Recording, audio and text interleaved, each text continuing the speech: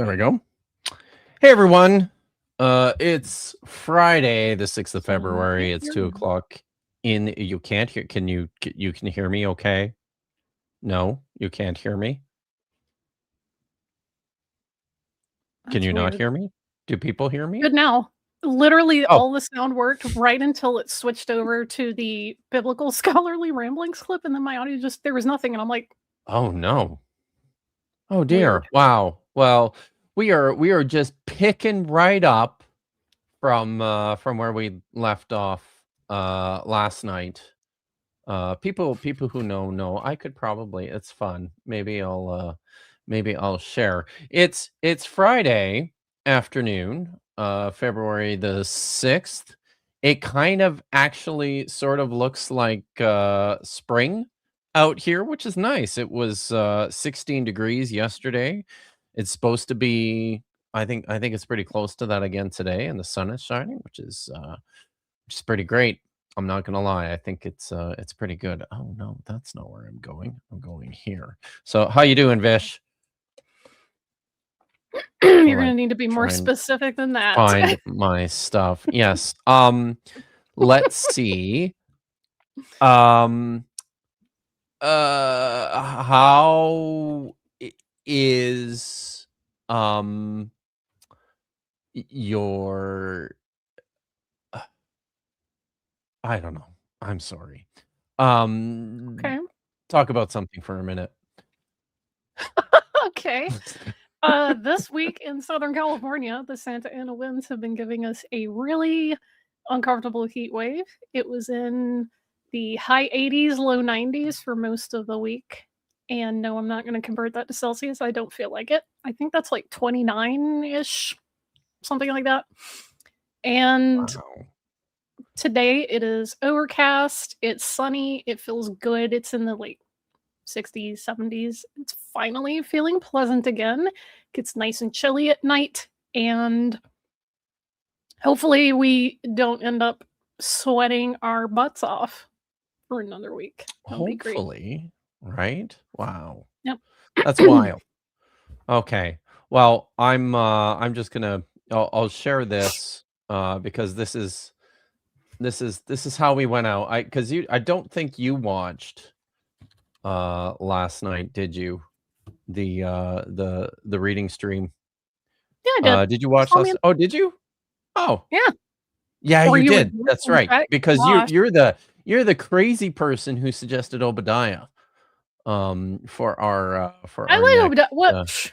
Man, it's not even that long. Come on. No, and it's not even the length. I actually haven't looked at And it's all not at poetry. Obadiah, but this is Jason Hare is joining me next week, and he texted me. He's like, Obadiah, really, really?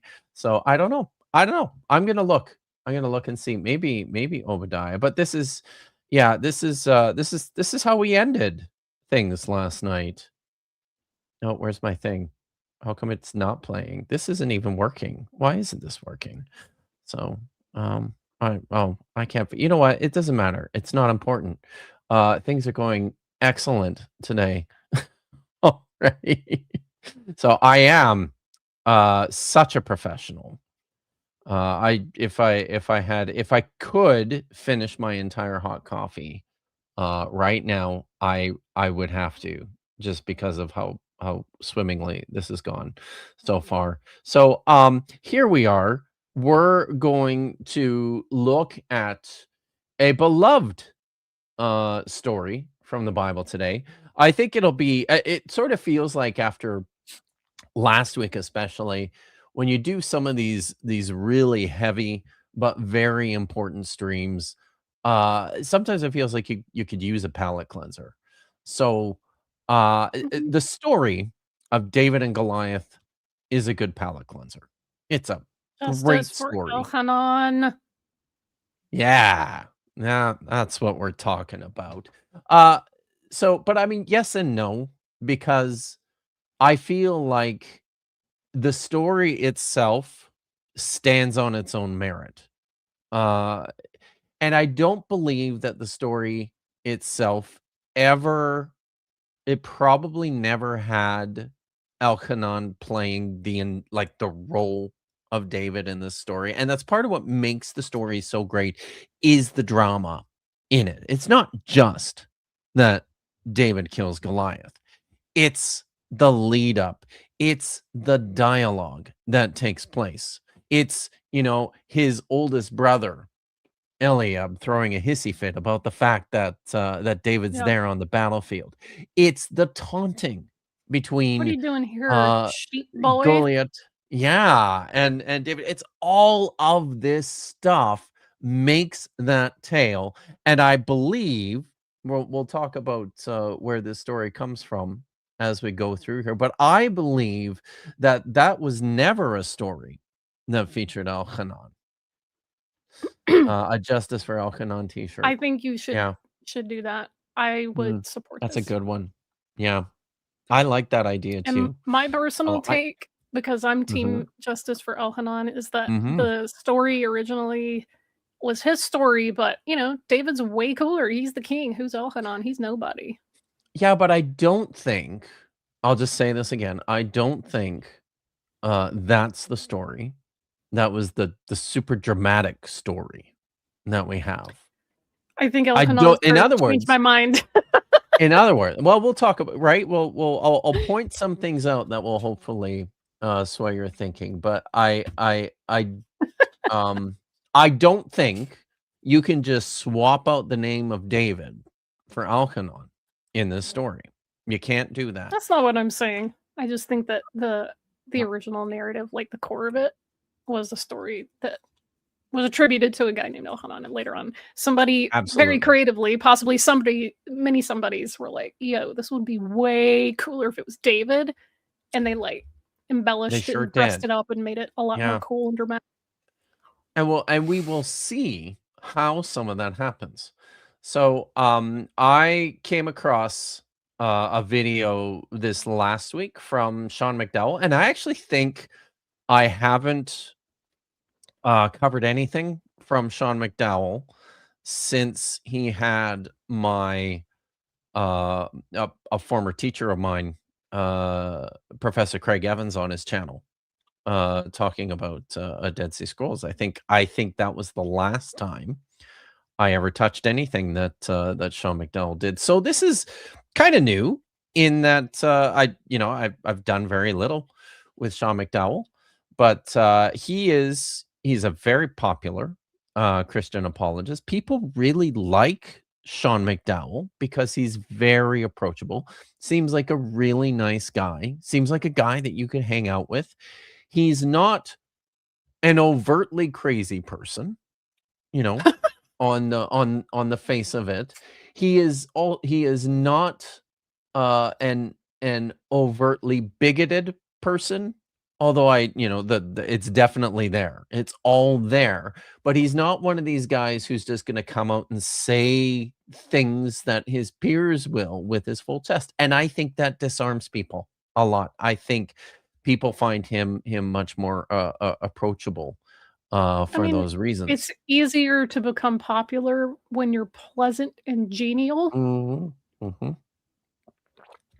But yes, it's true. But that doesn't change the fact that he continues to hold on to like legitimately terrible ideas and terrible positions.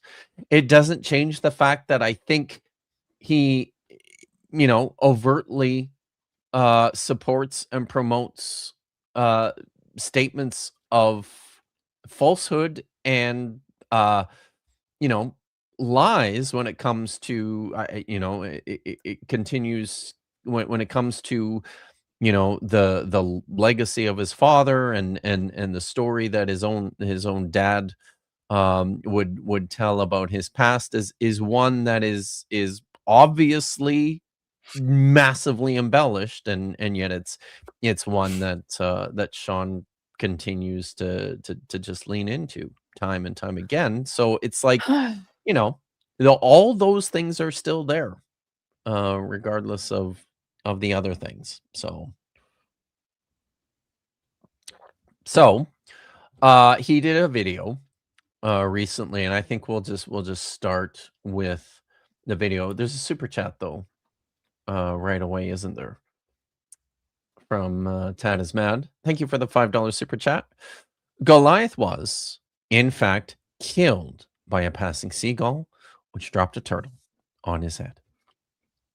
Very common. It happened a lot. Mhm. Thank you. That seems like a fine explanation to me. So let's pull up the video. This is Sean McDowell teaches at Biola University, and he has a guest on his show here by the name of I almost said Keith Hernandez, but it's not Keith Hernandez. It is Dominic S. Hernandez is a professor of Old Testament at Talbot School of Theology. That is the graduate school that is attached to Biola University. So he probably teaches undergrad stuff at Biola too. So he is a proper Old Testament scholar, and they're going to have a conversation about this amazing story in 1 Samuel chapter 17 about David and Goliath, and some of the textual historical issues that come to bear on it. So Okay. I think we just start. The story of David and Goliath is one of the most well-known and beloved stories in the entire Bible. Many people are not aware that there's a significant controversy about who actually killed Goliath. Here to help make sense of it is my colleague, my friend, Old Testament professor, Dr. Dominic Hernandez. You ready to rock and roll? I'm ready, Sean. Thank you for having me. I really appreciate it. Now, this version that you described to me. In the name of David Lynch, let's rock. Let's rock. You ready to rock and roll? From 1 Samuel chapter 17. Is this the consistent version we have in ancient texts? If we go to the Dead Sea Scrolls, Masoretic texts, Septuagint, etc., is there consistency? There might be some differences in some of the details, but as a whole, the way you describe that, is that the consistent story we have in the biblical text? This is the consistent story that we have in the biblical text, though we're about to move into some things that are gapped in, for example, the Samuel text from the Dead Sea Scrolls. So what we can say is in 1 Samuel 17, we have this story, but the issue lies elsewhere. Okay, good. So the debate is not about understanding 1 Samuel 17 when it comes to the death of Goliath. It comes into another passage and a seemingly different version of the death of Goliath in 2 Samuel 21:19. So I'll go ahead and Before read we for us. move I want on you to kind of to explain why 2 Samuel 21, let's pause there for a minute, because I think there's a few things to talk about at the outset here. The question was raised right away. Is this a consistent story in 1 Samuel chapter 17? And the answer was yes. Let's and then go he to said the tape. something about let's go to the tape. Let's do that. Do you wanna bring the text up? I don't think we need to read the whole thing, but there's a few things I want to point out at the outset.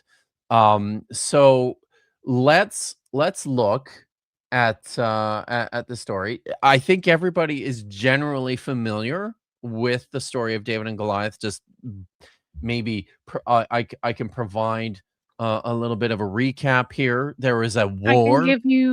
I was gonna say, I can just give you the summary, is that Shrimpy King future king, local shepherd boy kills giant dude with a rock. Yes. Yay! Yes. That was very concise. Thank you. The story begins with a description. There's war between Saul and the Philistines, and they meet in the valley of Elah, which is at this place called what's the name of the place? It's on one of my slides. So it's the valley of Elah. They meet there, and there's this giant human named Goliath who is taunting the Israelites, and they're scared, and he comes out and just taunts them on a regular basis.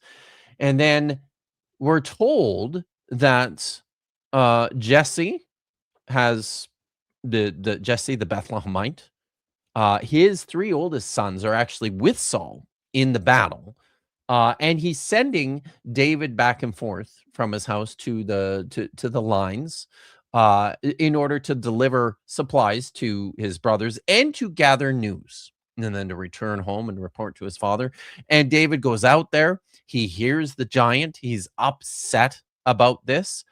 He finds out that Saul has promised a reward of wealth and love, the hand of his daughter Michal, in exchange to whatever Israelite man will kill the giant. And everyone's too scared. David is not.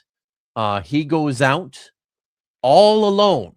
The text is clear to point this out in a few places. He's all alone.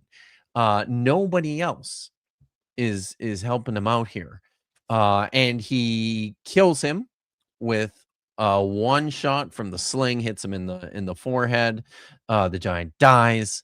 David cuts his head off, and then all the Israelites rush the fleeing Philistine army, and they plunder them. David takes the head of Goliath back to Jerusalem and puts it on display. The end. That's the story. So now, what the question raised in the first place is, what does Sean mean when he asks Dominic this question about whether this is a consistent story? Dominic says, yeah, no problems with the story. He said in the non-gapped versions. Any thoughts on what he's? I'm pretty sure I know what he means by this. What do you think he means when he's responding to Sean in this way? Do you have any? I'm not familiar with non-gapped or gapped or whatever he's referring to. I'm not either, but I'm just kind of listening to the way the conversation progresses. I'm quite sure that what he's saying is that all the manuscripts that we have and all the versions that we have of 1 Samuel 17 of this story in 1 Samuel 17, there's no major textual differences. That, it looks pretty similar in the Septuagint. We only have the one manuscript from the Dead Sea Scrolls, that's 4Q Samuel A, 4Q 51, which preserves just parts of verses 3 to 8 of the story. Also, just before we get too far, I did want to speak to this. The sling, if you're just thinking about a little handheld, like Dennis the Menace sling or a slingshot, that's not what they're using. If you've ever seen even someone right now in the modern age use a sling, Yeah, these things are. that ish is deadly. Because Yeah, I guess the length of the sling string, or cord, it's long enough to where once you get it swinging fast enough, it's picked up enough momentum that when you release the stone, you easily could put it through somebody's head. Easily. oh yeah, yep. So, yeah. No, it's pretty badass. Mhm. These weapons from antiquity. Yeah, it's not it's not small shit. So yeah. So that Now, reminds me. One more okay. thing and then I'll stop. Maya just reminded me, for anybody who's here already, hopefully there will be more, but if they come in late, I don't really want to repeat this, but we're here to learn some history. We're here to talk about the text. We are not here to do theology. I don't care what your bespoke interpretations are. We're just here to learn. Okay, so this is an open classroom type of deal. If you're religious or not, if it doesn't really matter, just Doesn't show up matter. and learn. Yeah, don't harsh the vibe. Okay, sorry. Should we put the rules up on the? I mean, Yeah, I mean, you can, like, the no Oops, proselytizing, no I'll leave trolling, those up for a bit. is that people frequently who are sharing esoteric quackery don't think of it that way. And, like, the day I Fair. wrote this banner, I was just being kind of tongue-in-cheek about it, but it's I came up with one earlier today. It's like, come to learn, not to preach. We're studying history, not theology. That's, I think, a little easier to digest. So So I think that yes, the not to preach message Yeah. should be the one that everybody understands. So Yep. yeah. All right. So let's continue here. Retelling. So no major textual differences, textual discrepancies when you compare the versions and when you compare the manuscripts. And they just gloss right over this point, which is really important. There's other stuff going on in this story that we need to think about. There is what Dominic and Sean are going to set their focus on is textual criticism. That is, exploring the manuscripts and the versions that we have in order to arrive at a clearer understanding of what the oldest version, the oldest form of this text looked like, which is fine. That is one of the ways in which we critically evaluate the literature of the Bible, but it's not the only way. They're going to also talk a little bit about historical criticism and especially source criticism, which is not just limited to the Pentateuch. We tend to think of source criticism as something that it's applied just to the Torah in the exploration of the boundaries between the sources that were fused together to make the Torah. And in some ways, it's easiest to see that kind of work there, but it's not the only place. There's all sorts of places throughout the Bible where we as scholars will talk about underlying source material. And this is one of them. The story of David and Goliath is a story that itself scholars will point out readily, and most are agreed that this story in itself was crafted from at least two sources. I'm not going to spend a lot of time on that point. I am going to show one place in this story where that is abundantly clear. But I think the other thing that is important to note about this story of David and Goliath, and also one of the reasons why we come to suspect that that there was something else behind this, there was stuff that preceded this version that we have, is because this is an origin story. This is a story of introduction to this major character, David, within the narrative block, within the traditions of ancient Israel. And it's not the only one, even within the books of Samuel. So we're going to look at just a couple of things here. First of all, we're going to look at this, which is the introduction of David into the story of David and Goliath, which actually starts, this is verse 12 right here. The first 11 verses of this describe the setting, right? The situation of the battle in the valley, the situation of the confrontation in the valley of Elah, where the Philistines and the forces of Saul are facing off against one another. That's where we first meet Goliath. But now there's a transition here at the end of verse 11 and the beginning of verse 12 where we meet David. And we're just going to read this, okay? And I'll just read, this is the revised JPS 2023 edition. It's on the screen. So we'll just read that.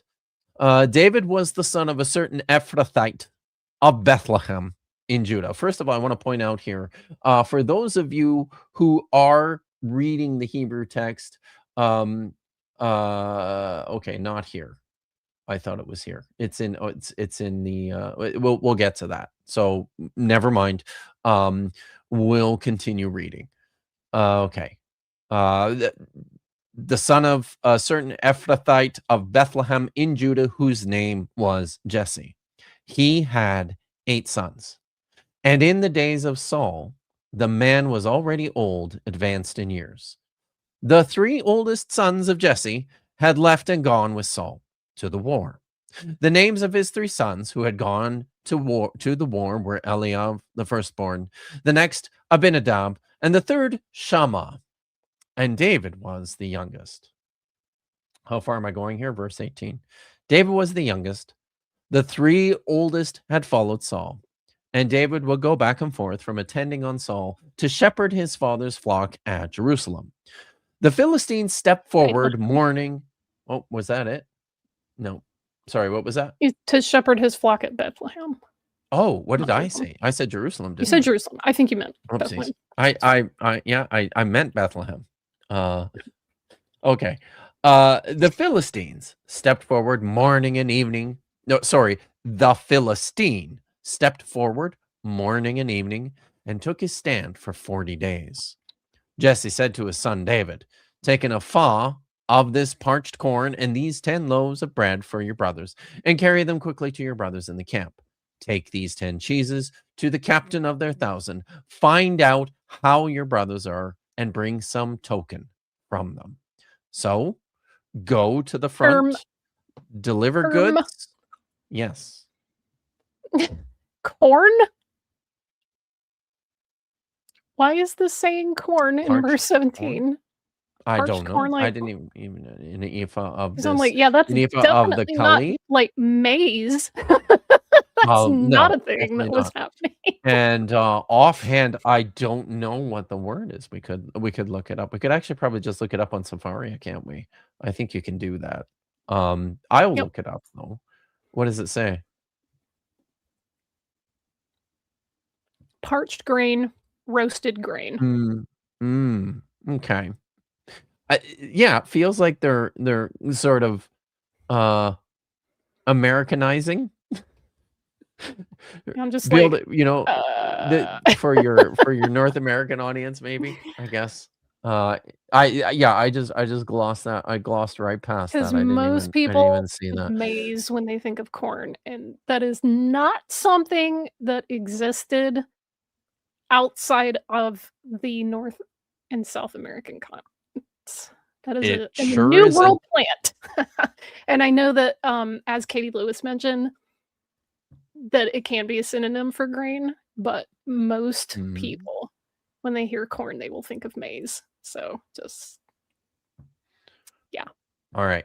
I'm gonna put up on the screen just a couple of points in summary of what we just read. And now think about this too. Like what I just read provides Sorry. a very, I think, clear, concise introduction to a story and to the characters in this story, right? So here we have 1 Samuel 17. Here's a few things that we learned from this text, okay? We learned about this man, Jesse, the Ephrathite of Bethlehem, and he has 8 sons. We are told that the names of his 3 oldest sons who have gone to war with Saul are Eliab, Abinadab, and Shammah, and that his youngest of the 8 sons is David, who runs errands and carries news for his father. So he runs supplies to his brothers at the fight, and then brings news home from what's happening at the front to his dad.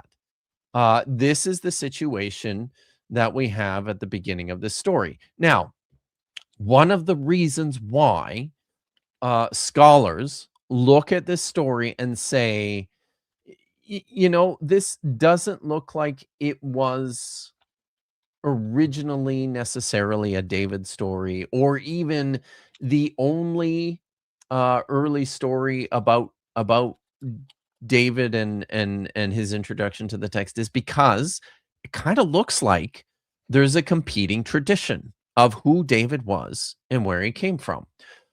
So now let's take a look at that in the previous chapter. 1 Samuel chapter 16. Starting in, I believe, where is it? I gotta bring my Verse notes 14 back up here. is what you had. Verse 14. Yes. So here in verse 14, we have another story that appears before this one in the book of Samuel about David. And we're just going to read this to the end of verse 23.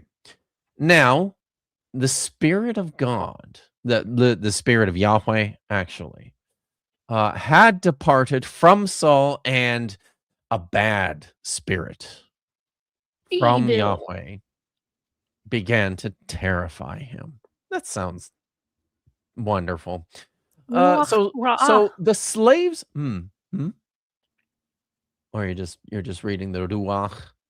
Yeah, it's not just bad; it's Okay. evil. Evil. Yes, the spirit of evil from Yahweh. Okay.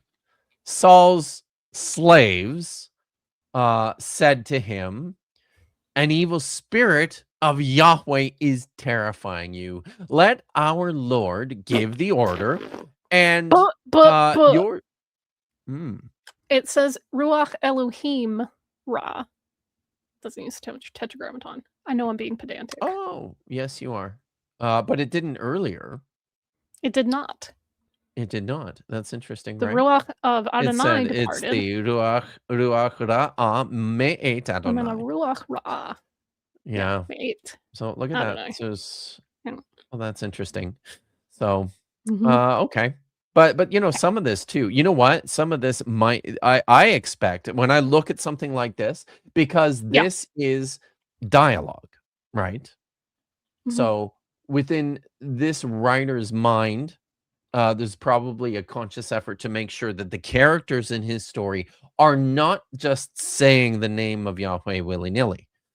They're, he's careful to point out that, yes, see, they did this correctly. They did this properly. They didn't use the name of Yahweh. They said Elohim. All right. So let our Lord give the order, and your slaves in attendance on you will look for someone who is skilled at playing the lyre. Whenever the evil spirit of God comes over you, he will play it, and you will feel better. So Saul said to his courtiers, his slaves, "Find me someone who can play well and bring him to me." That's the setup here. One of the slaves spoke up. "Look, I have seen a son of Jesse, the Bethlehemite, who is skilled at music. He is a stalwart fellow and a warrior, sensible in speech and handsome in appearance. And Yahweh is with him." Pause here for a second. This is what I wanted to point out earlier. For those of you who can read and are reading the Hebrew text, take a look here at the description of Jesse as a Bethlehemite. It looks a little, it's interesting the way that this is phrased. This is Leyisai Beit Halachmi, literally Jesse of the house of bread, the house of bread guy. It's not in the 2 Samuel 17 story. He is Jesse of Bethlehem. Here he's Jesse Beit Ha Lachmi, with the definite article of the house. The house of the bread guy might be the best way to literally translate this. That's going to come in as important when we look at some of these other texts.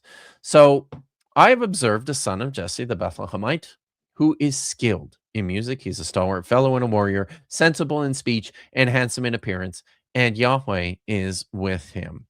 Whereupon Saul sent messengers to Jesse to say, "Send me your son David, who is with the flock."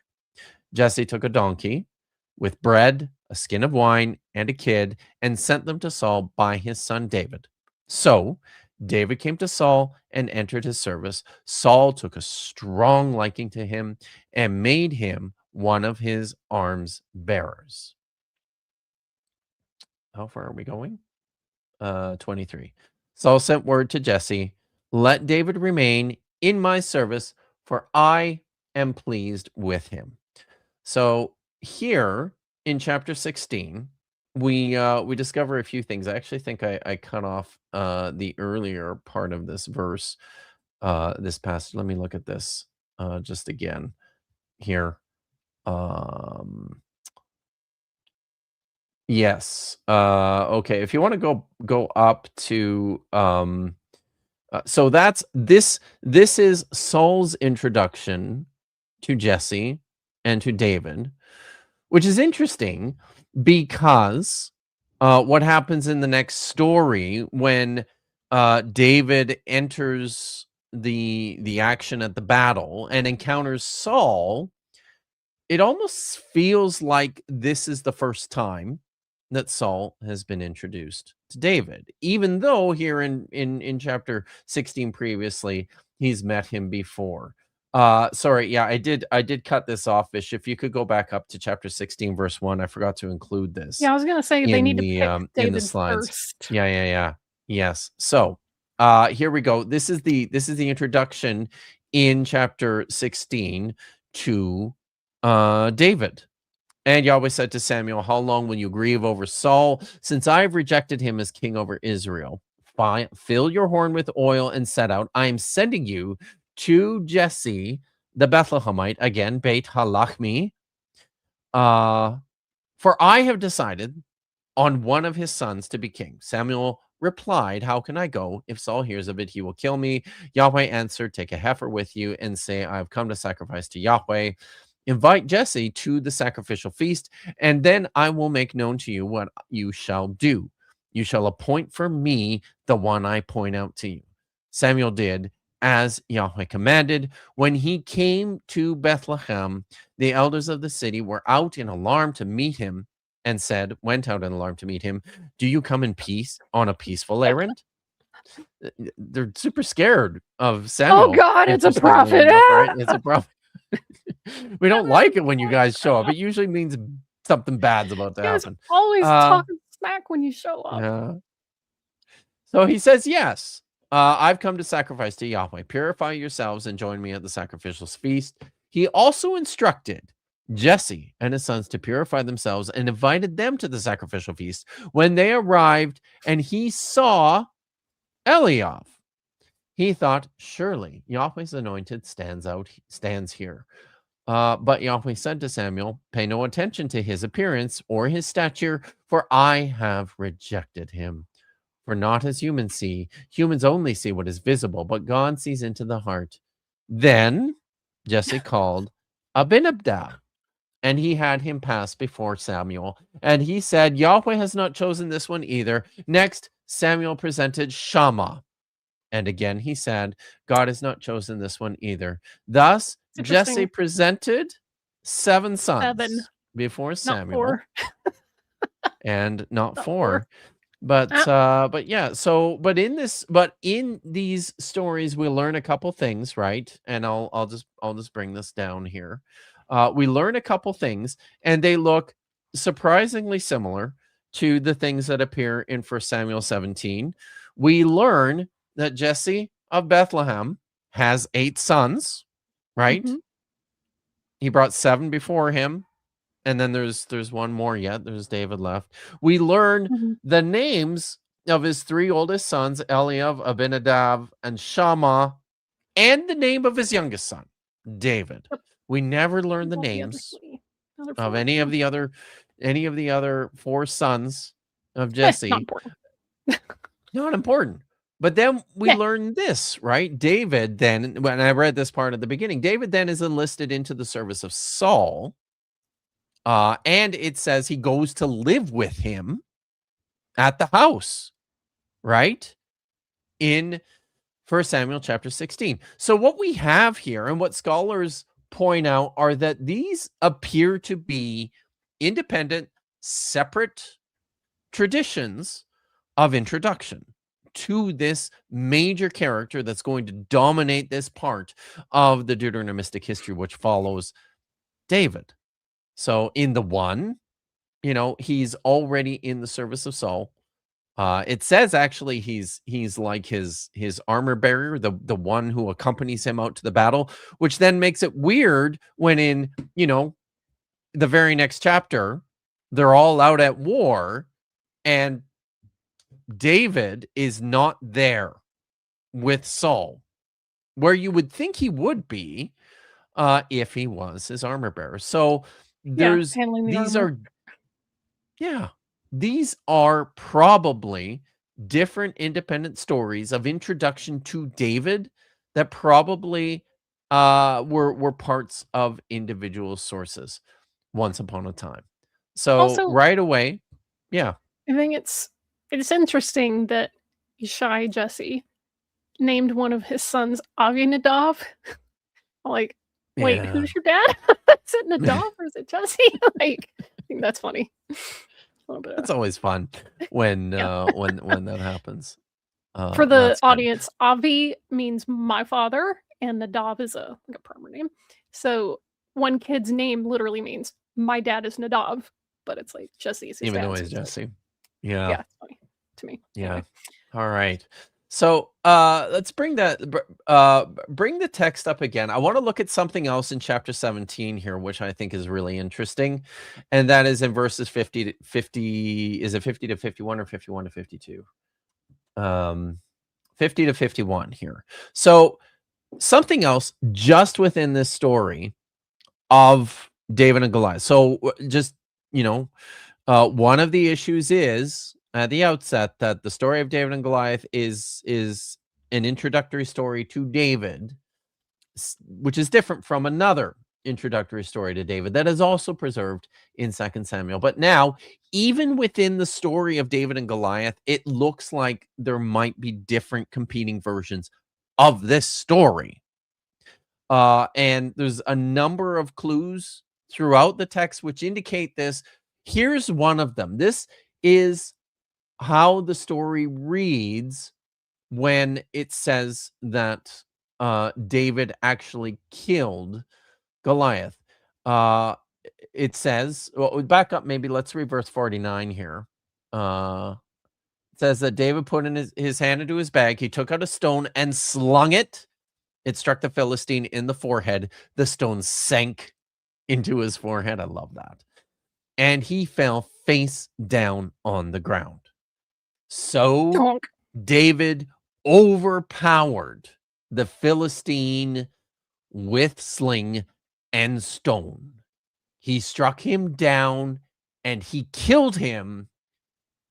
David had no sword in his hand. Struck him down and killed him with the stone. In the very next verse, it says, so David ran up and stood over the Philistine, grasped his sword and pulled it from the sheath, and with it it says dispatched him. He killed him. Killed him. He killed him and cut off his head. When the Philistines saw that their warrior was dead, they ran. So right away, we have a question here. Did David kill the Philistine giant with a sling and a stone, or did he kill him with his sword? Now, Hear me one out. of the things, yes. Since I'm not an evangelical trying to harmonize the text to massage uncomfortable theology. You are a Jewish reader now trying to harmonize the text. Completely. No, I'm just saying, like, I don't have any real dogmas. Yeah. I had read this previously as David grabbing Goliath's sword because he didn't have one. He's like, I'm gonna use this dude's thing. Doesn't have one. Yep. And that is totally plausible reading too, right? Right. Like, but he that gets works. him in the head with the stone, and guy's like, clonk. So he fells him, and we know that usually injuries that serious will kill you, most likely right where you stand. But you got to be sure. So you just cut his head off. Finish job. Make sure it's like the equivalent of double tapping in a video game. Yeah. I don't necessarily see them as conflicting, but I'm not like, oh my God, they can't possibly conflict. Like, yeah, they could. It happens all the time, but it Yeah. doesn't require them to be So conflicting. what Vish is pointing out is there is absolutely a way to harmonize these two texts. It's still weird that the text says he killed him with the sling, with the rock embedded in his forehead, and then he killed him with the sword. It's also odd that the text makes a point of him not having a sword in his hand, and then it says that he killed him by cutting his head off with a sword. His sword, and that part is ambiguous. His sword could be David's sword, or it could be It's cooler the giant if it's sword. Goliath's sword. What's that? It's What was cooler that? if it's Goliath's sword. It certainly is. It certainly But also is. they're discussing this in the chat. Like, some people think that the decapitation was the killing blow, and the giant, you can concuss them or render them paralyzed, perhaps. This is And someone certainly is saying, how hey, they're both from the root word mote. And Jason clarifies, I think Lamotat, or I don't think I got the Nakuda that right. Anyway, means to finish off, like you for sure made sure he was absolutely dead. So there's a way to look at there's this where it's ways like, to do hey, it. he incapacitated him and possibly rendered him at death's door, which, I mean, you could just leave him there and let him die, because brain damage, it'll kill you if you don't treat it. Concussions are rough. And then you just are like, I'm gonna make sure. And you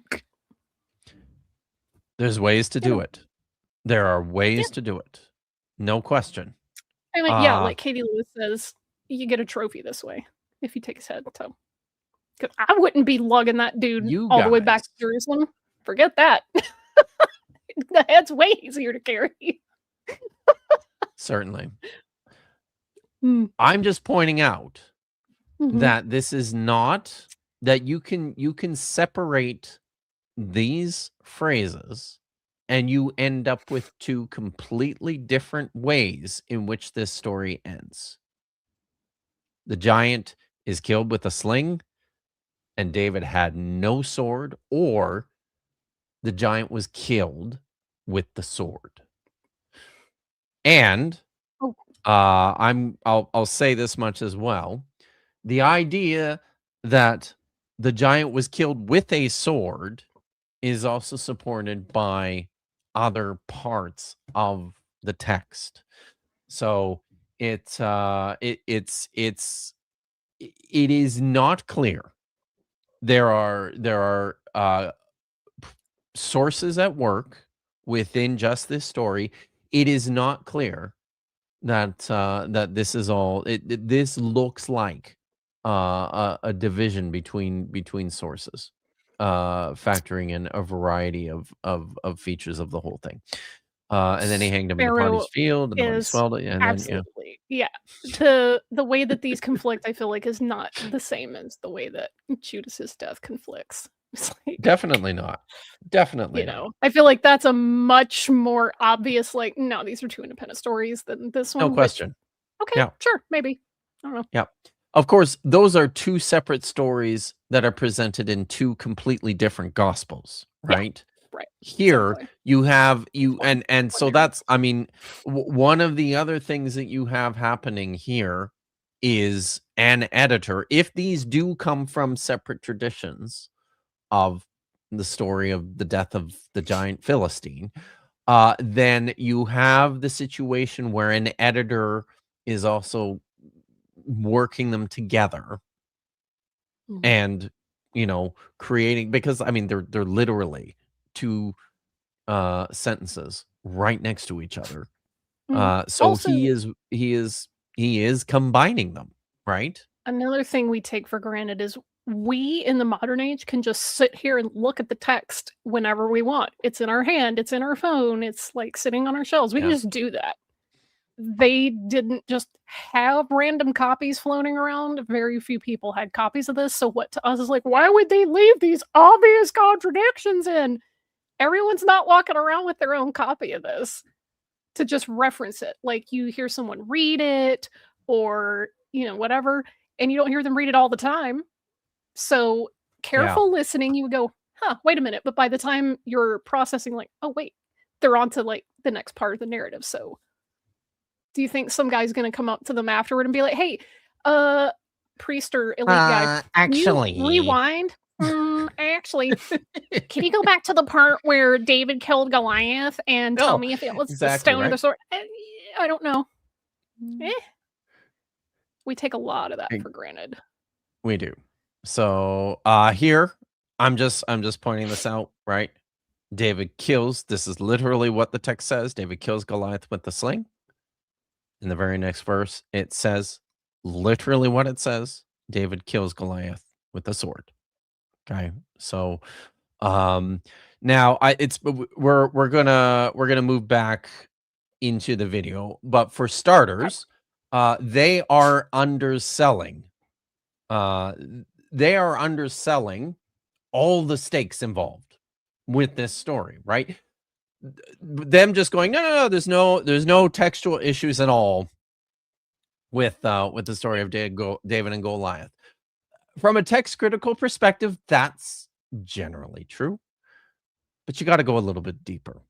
There's lots of questions that we have with regards to this story of David and Goliath as it is contained within 1 Samuel chapter 17 and as it is contained within the running narrative of 1 Samuel. To me, the issue of conflict here isn't, was it the sword or the stone? The issue to me personally is David or Elhanan, but that's where we're going. So I'm like, I don't really care. We killed him. We haven't got to that yet. We're going to get to that now, and maybe just even back the video up like 5 seconds, because Sean is going to introduce the issue here.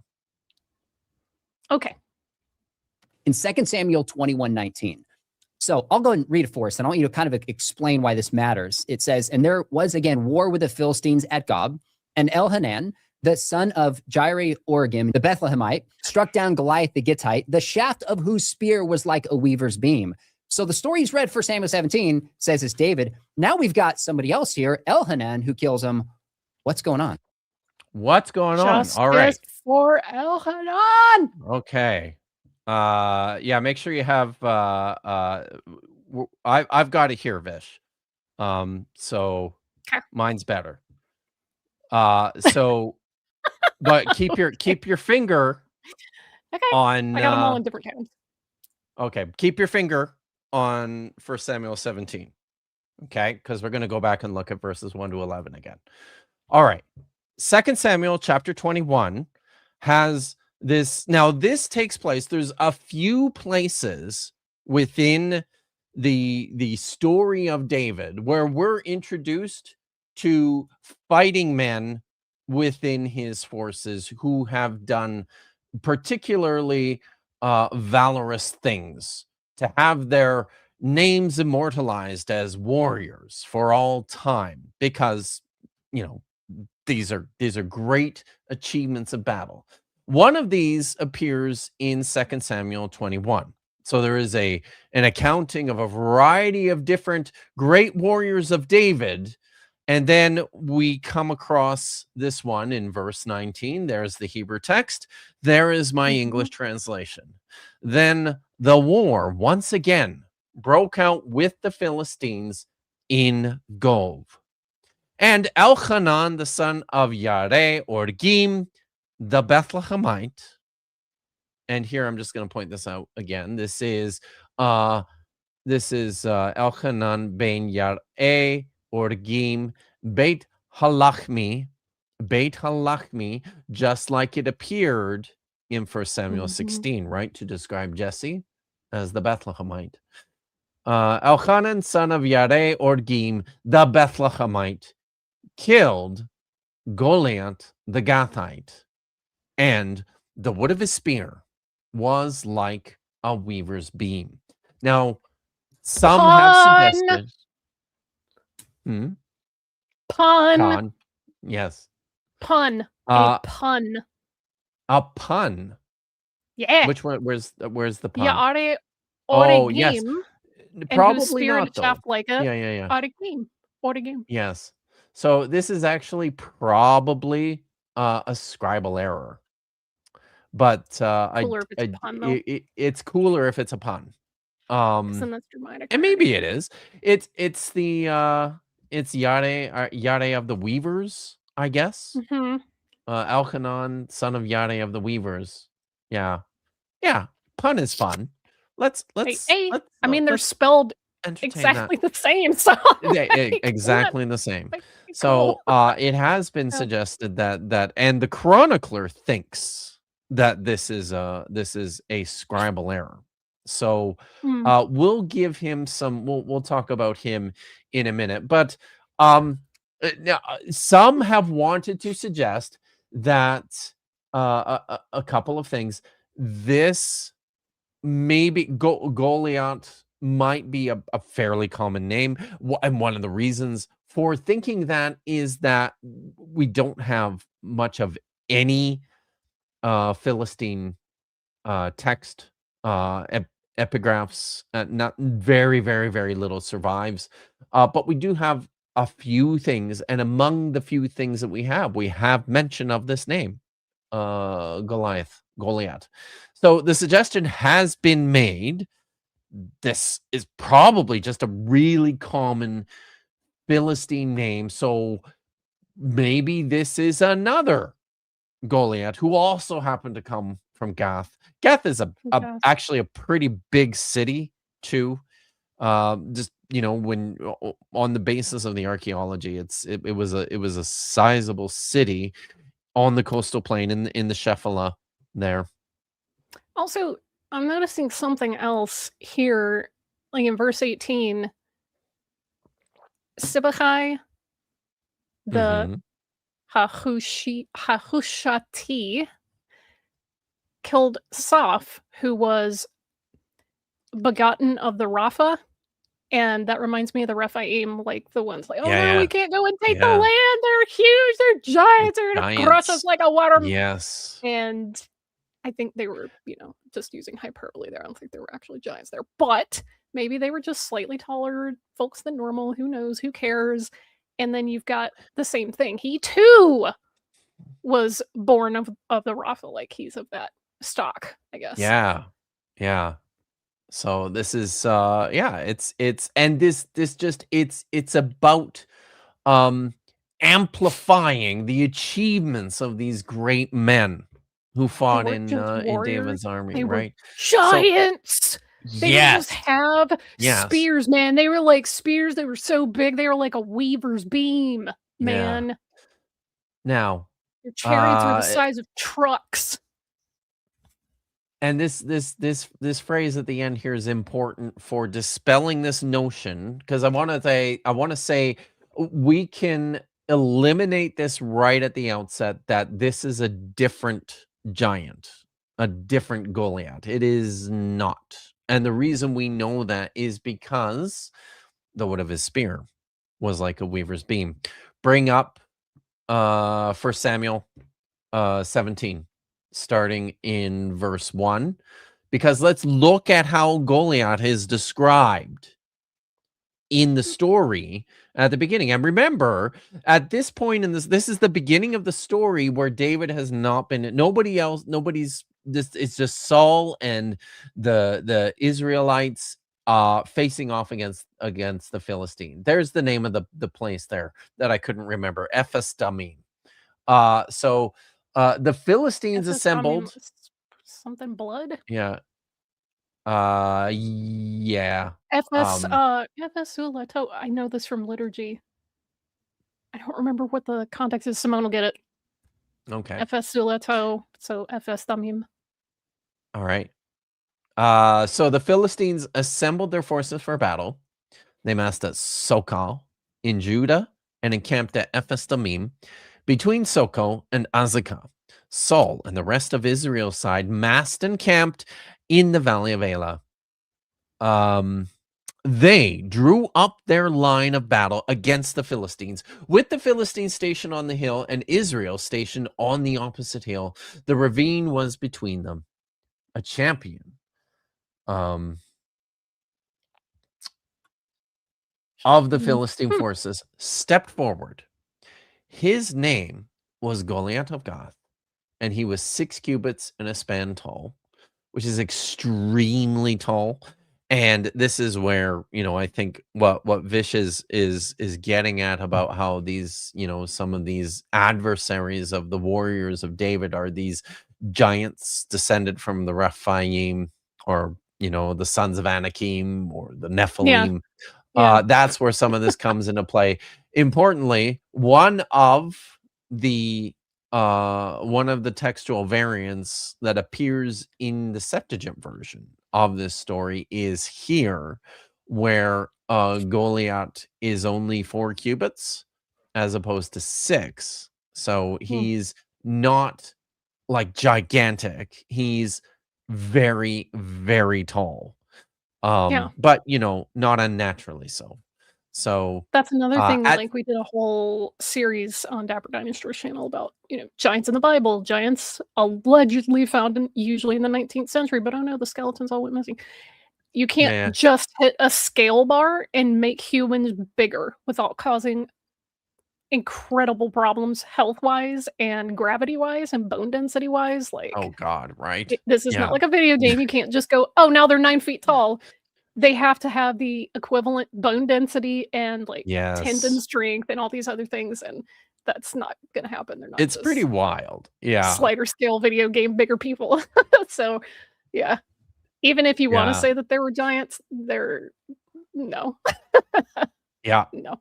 Yeah. Also, No, it's Simone, as I predicted, did bail me out. FS Ulato's FS is nothing. So FS Damim would be like maybe place of no blood. the place of no blood. Interesting, right? Yeah. And it's kind of, if you think about it too, with the way that this story progresses, there wasn't a battle between armies where a lot of blood was shed. One guy was killed and his head was cut off, and then they chased them all away, right? And killed and plundered them elsewhere. But yeah, it's on the nose a little bit, isn't it? All right. Yeah, So it makes Goliath of David Gath. and or Elhanan look way cooler if they defeat like a 9 or 10 foot giant it guy does. than Yeah. like a 7-foot guy. Yeah. So Goliath of Gath, he was 6 cubits and a span tall. Let's not forget the span. He 5 had a and a half. bronze helmet on his head and wore a breastplate of scale armor, a bronze breastplate weighing 5,000 shekels. He had bronze greaves on his legs. I solved it. I solved it. What did you solve? So hang on. I'm just, and you have to Okay. understand I'm being tongue in cheek here. David launches the stone. It Oh, God, we're dents still the with this. helmet to the point where it sinks into his skull and it knocks him out. He's unconscious. He's possibly brain bleeding, and he finishes him off with the sword. You're welcome, evangelicals. Thank you. This is very tongue in cheek. That's very good. Thank you, Vish. Because if he's wearing a helmet, come on now. It's true. Okay. Come on. Yes. Had a bronze helmet on his head and wore a breastplate of scale armor, a bronze breastplate weighing 5,000 shekels. He had bronze greaves on his legs and a bronze javelin slung from his shoulders. The shaft of his spear was like a weaver's beam, and the iron head of his spear weighed 600 shekels, and the shield bearer marched in front of him. So this is the guy. This is Goliath of Gath, who has a spear like a weaver's beam.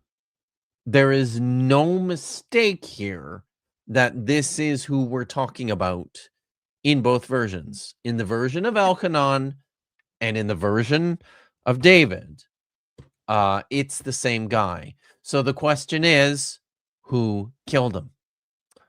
Did Elchanan kill him, or did David? Jesse Meyer, there's a very simple explanation for this apparent contradiction. Goliath was killed by Elchanan, but resurrected. Hence, he got the armor. David killed him again and cut off his head. You gotta be sure this time.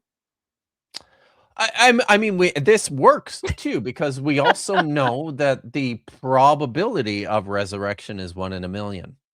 So Yeah, that's true. probably There's a it lot of probably hadn't resurrections. happened for a few months or a number of Yeah. years. People are thinking, So oh it was man, we're yeah, gonna have to cut off this guy's head. he's the Ugh. one. I have one I in a mean, million, but it does you had happen. all of those 1 in a million resurrections were focused entirely on Jerusalem. Like you had all those people coming up out of their graves. People thought, oh my God, we don't have enough swords for this. We're gonna have to go around cutting off our relatives and our friends and our neighbors' heads. Oh snap. This again. There we go. So, this is the same giant. Now we are going to get into how first of all, there Sean and Dr. Hernandez are going to talk a little bit about the problem, this other version in 2 Samuel chapter 21. Okay, so we'll bring the video back. Okay. And we'll talk And about I that also, for a because little bit. somebody, I think Katie Lewis, was discussing what a weaver's beam is. It's the top bar. So I will at least try to pull a picture of that up really quick, and then I'll just share the tab. Okay. Yeah. So yeah, open that in this tab and share it. Hopefully The everyone can top see that. bar. Okay. Yeah, top bar. It's a hefty piece of wood. So just saying. Now I know That's what there. I mean, most will tell you that this is a size comparison. I have seen some commentators say that what's really going on is a comparison to the quality. It's weaver's beam kind of wood. That's the kind of wood that it was. So, but honestly, I think that it makes to my eye and ear, and with everything else that we see within these traditions, it just makes the best sense that this is just a gigantic goddamn spear. That's what it is. It's just this huge, huge spear. Hainfashi is clarifying. In the period of David and Goliath, the warp-weighted loom was typically used to make woven materials. The weaver's beam was strong. Long round wooden pole used the top of the loom to hold the warp or the vertical threads. There's the warp in the weave. The warp threads were kept taut by weights that are tied to the bottom. The weaver's beam kept the warp threads separated and could be turned to roll up. Nice.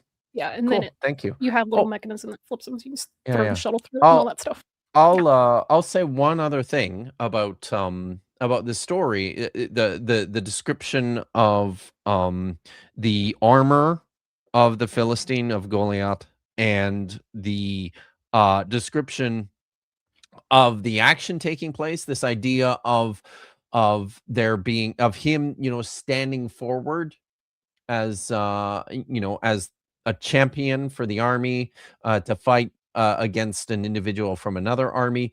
So, scholars have pointed out that this is actually a very Hellenistic idea in terms of how warfare is fought. So lots have said that this whole story is something that is probably pretty late in terms of how it is narrated. This sounds very much like a Hellenistic battle scene. So, Kit, do you not understand that maybe the Gathites or maybe even the Rephaim or Anakim were time travelers? They could have been. And that's Mind why they're you, wearing some Hellenistic armor? yeah, somebody fighting in else a might Hellenistic point out that they're the Philistines were descended from the Mycenaeans and the people of the Aegean, right? So I don't know. I mean, there's a variety of ways to go around this, but I suppose that's more plausible than questions. time travel. Lots of maybe, but we'll leave it open. So, but lots of questions. All right, so let's hear what these guys have to say. This particular verse is a good starting point to talk about several major issues that we need to confront as people who love the Bible, right? First of all, many of us look at this and think theologically, oh my gosh, like what is this verse saying about God's word theologically if it's like a contradiction? It looks like there's something else going on here, right? So that's where we start. But then there are other ways that we can work through this, not by simple So not by simply pop apologetics saying, oh, this is what's happening, or that's what's happening. We're Okay. not that way, but actually by analyzing and going through what we call lower criticism or textual criticism. Now, since we have different biblical books written by different people in different periods of time, and then they were copied, sometimes we actually come across an issue like this, where we're like, hold up a second. That doesn't seem to sound like what I read maybe earlier. So is there a text critical issue here? That is there an issue with the wording in the text, in this case, the Hebrew, maybe some of the Greek, or maybe some of the other versions, that might help us work through what a scribe received and just copied? And in this case, yeah, I think that's the way to go. That's okay. So holding on a second. Now I want to. He spends a fair bit of time talking about textual criticism there.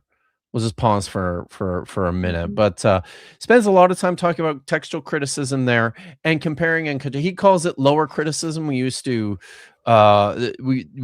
distinguish between, much less so nowadays, but for a long time we used to distinguish between lower criticism and the higher criticisms. The lower criticism was textual criticism. This was just your evaluation of manuscripts and versions. So versions are survive in the form of translations, the Greek, the Latin, the Syriac. So that's the lower criticism. The higher criticism are the things like source criticism, tradition criticism, rhetorical criticism, genre criticism, tradition criticism. These are a deeper level of just examining the material that we have closely and exploring and postulating things that are taking place within the text, for which we may or may not have manuscript attestation, but which we can adduce from other features of the text, which suggest a history behind them, of their development. Now, one of the things that you do discover is, and I think it's a bit of a feature, not a bug, is among evangelical scholars, you will find quite a high number of textual critics. And the reason for that is because it's pretty safe. I was going to the say, which of manuscripts. these is less threatening to your theology? Yeah. Because if you are just examining your sources, like if you're just examining the manuscript copies you have and the versions that survive, I mean, you're only extending your exploration back to 200, 300 BCE at best, because we don't have anything prior to that. That's basically the starting point of any sort of critical examination there.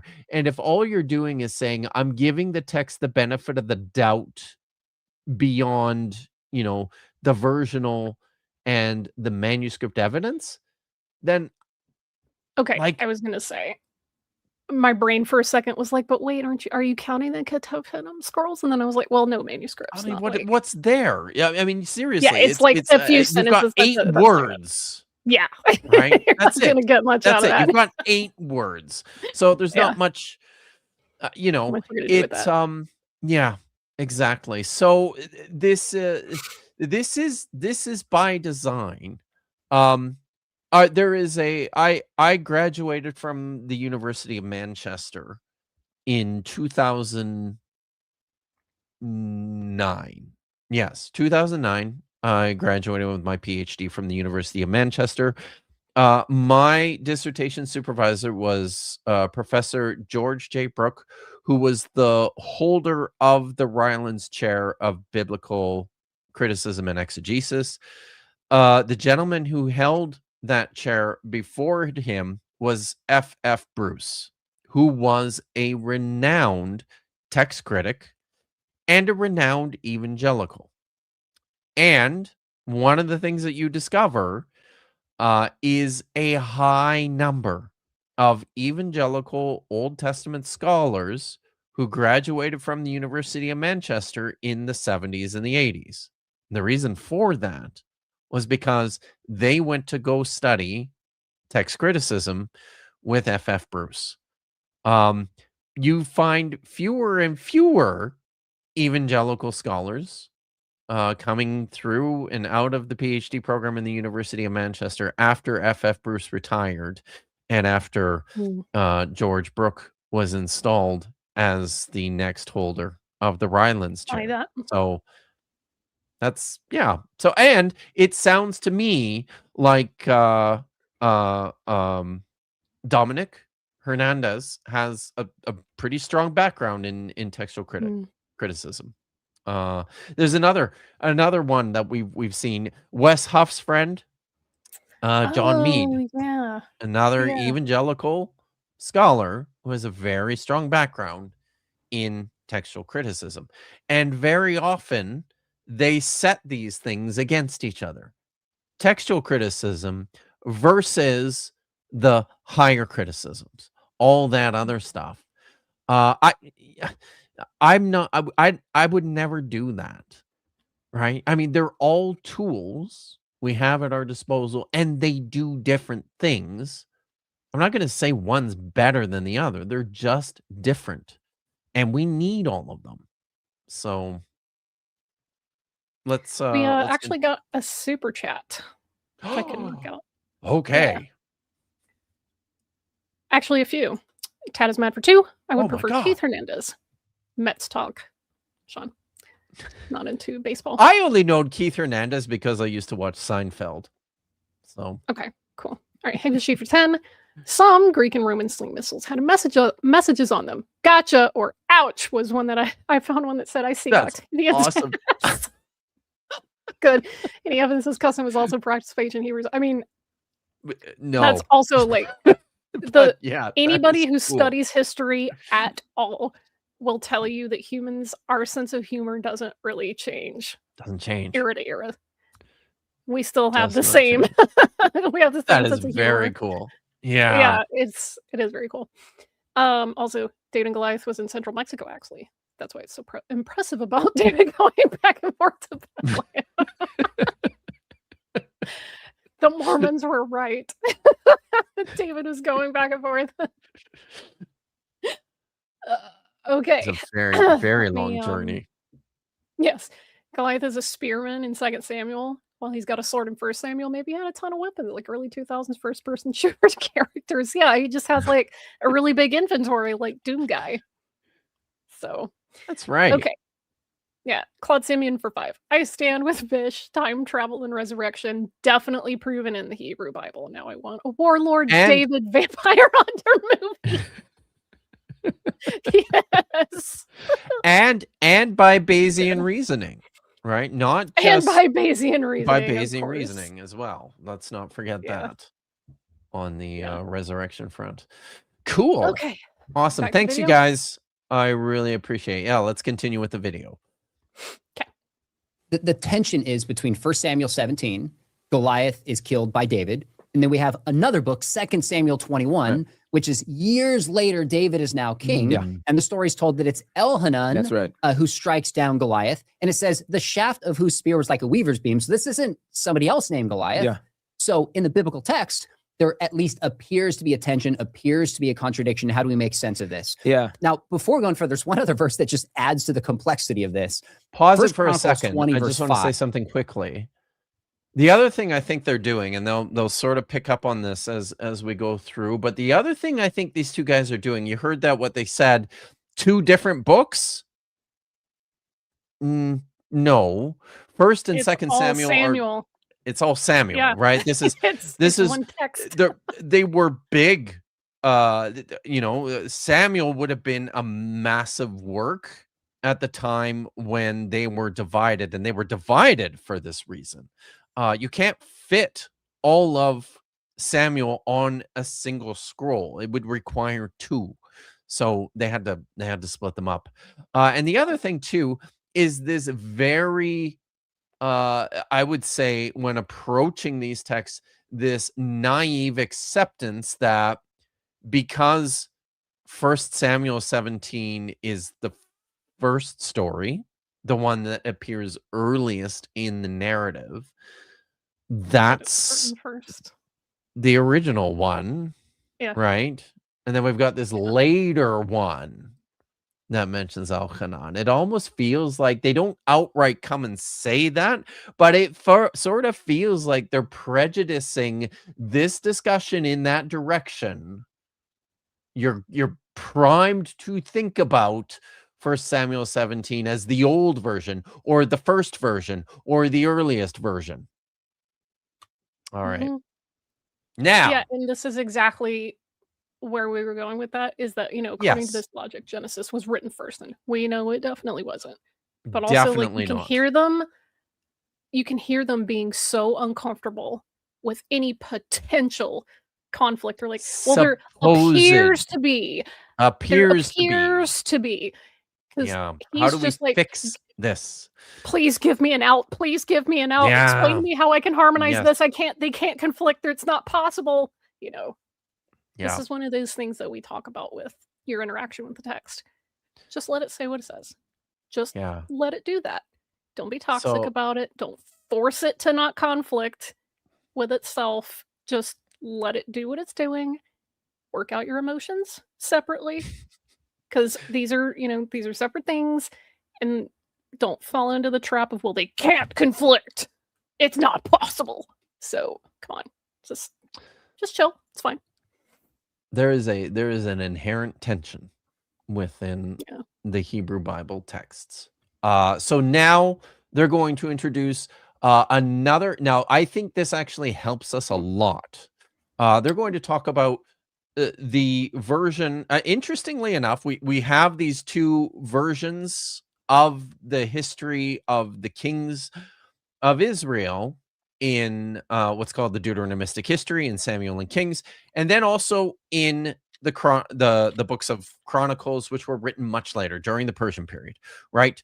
So interestingly enough, in Chronicles there is no retelling of the story of David and Goliath, but there is a retelling of this story of Elchanan, and this actually helps us quite a bit to understand what's going on between these other two, between 2 Samuel chapter 21 and 1 Samuel chapter 17, and I'll talk about that in a bit. But now they're going to introduce First Chronicles. Okay. 5 says, and there was again war with the Philistines, and Elhanan, the son of Jair, struck down Lachmi, the brother of Goliath the Gittite, the shaft of whose spear was like a weaver's beam. Right. So now it seems like we have 3 accounts of what happens here. So before we jump in, where are we at looking at this issue, the complexity of it? Yep. Right. They're so close. They're right there. Let's look. They are right there. Got them on the hook. Let's land them. So there's 2 Samuel chapter 21, right? The account of Elchanan ben Yareh Orgim Bait Halachmi, son of Yareh Orgim, the Bethlehemite, who killed Goliath. And here is the version in First Chronicles 20, which Sean read.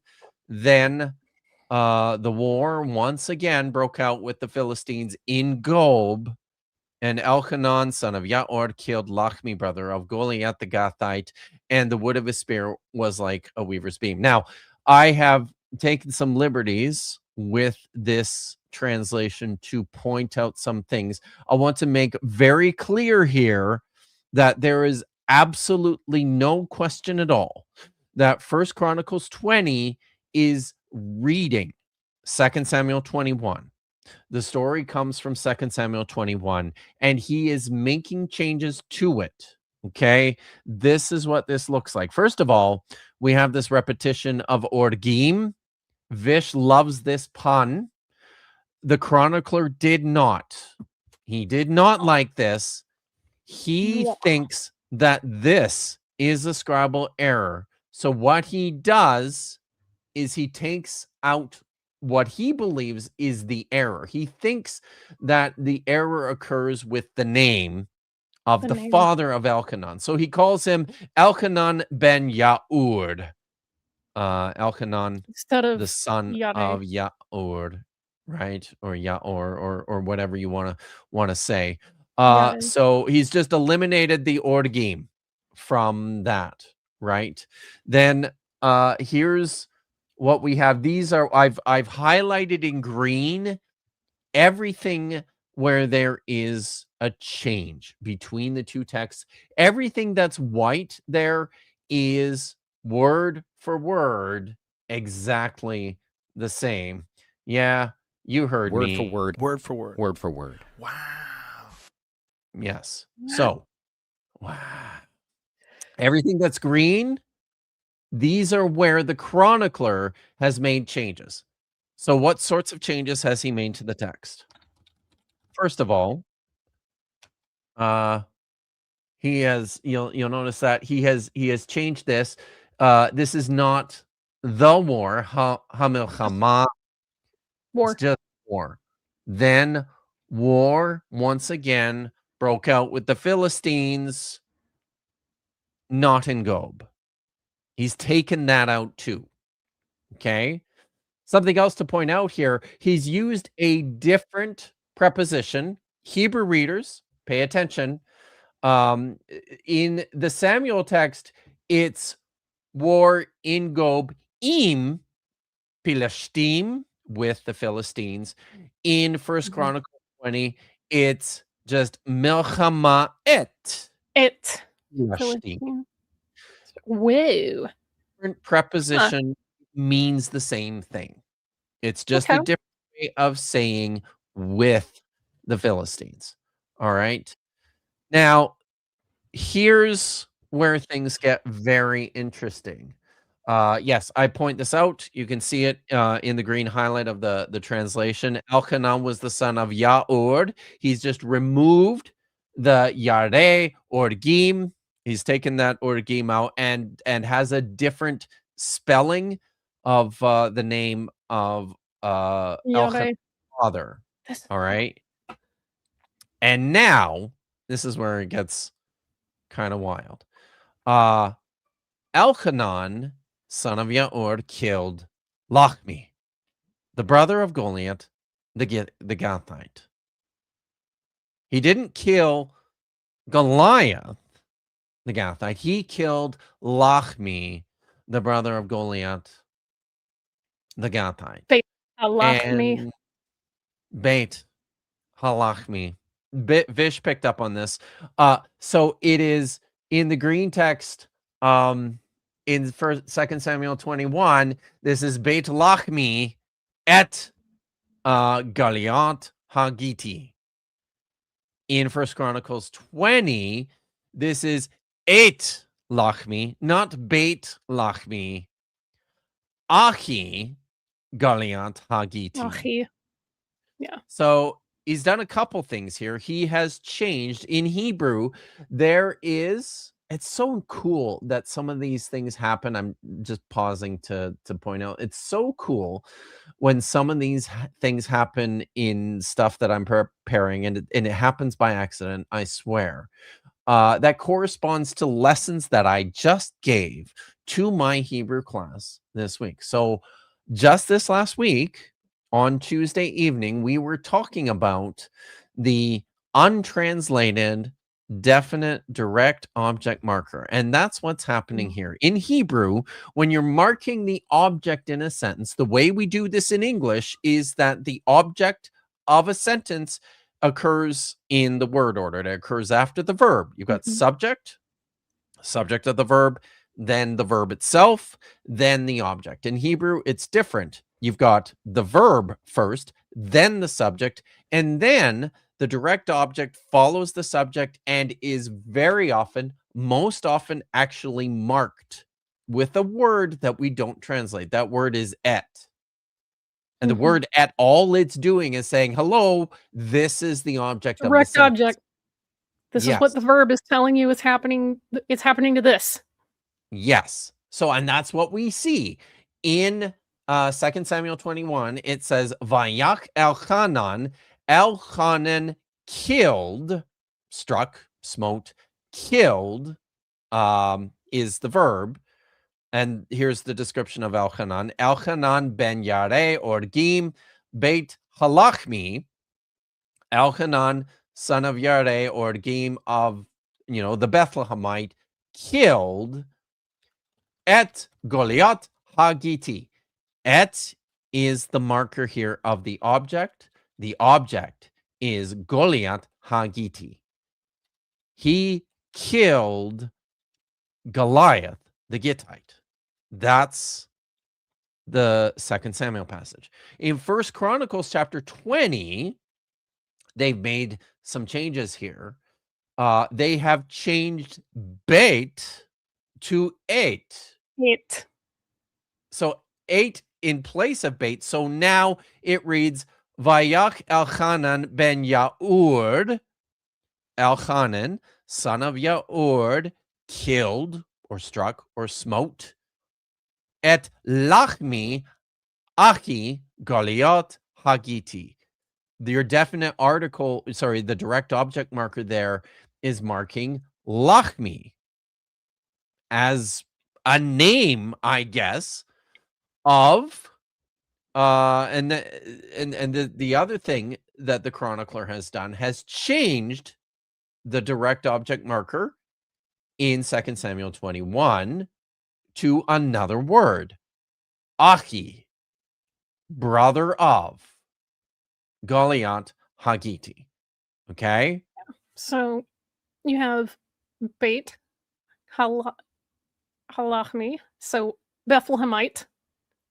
Yes. But here you have Lachmi Achi, which is a tongue twister. It kind of is. Yeah, Beit to 8 or et technically, but yeah, it's interesting to me that you point these things out, and whoever is composing the 1 Chronicles 20 text is thinking, yeah, that Weaver's Beam, that's a duplicate. But I'm almost hearing maybe somebody sitting next to him telling him, oh, here's the next passage. And bait can sound like et or 8, and maybe the person stuttered. This is me just riffing. Don't take this seriously. Lachmi, bait, halachmi, but he goes, 8, lachmi, achi, and he maybe corrects himself. The guy writes it down as like, whatever. There's so many ways that you can talk about this that don't require ill intent or like twirling your mustache. Some of these could be honest. It's possible. However, I'm going to, I think that there is a very, there's very intentional change here on the part of the chronicler. And really we'll talk about it, right? I do not think there's anything accidental going on here.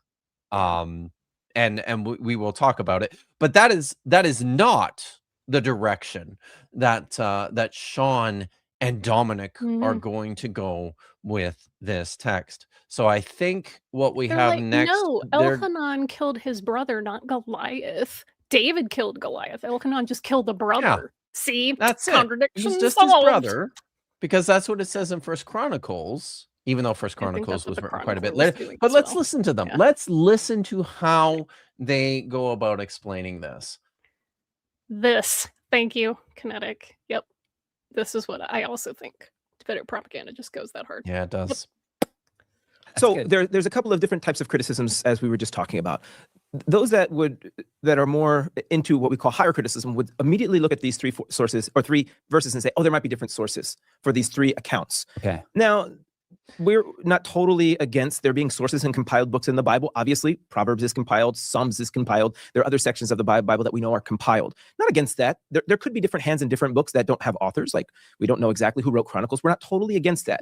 But we do have a text, a traditional text that was passed down to us. So we want to exhaust the options that we have in the traditional text that's been passed down to us to try to figure out what's going on here. And I think that we can pause it for a second, because I want you to go ahead.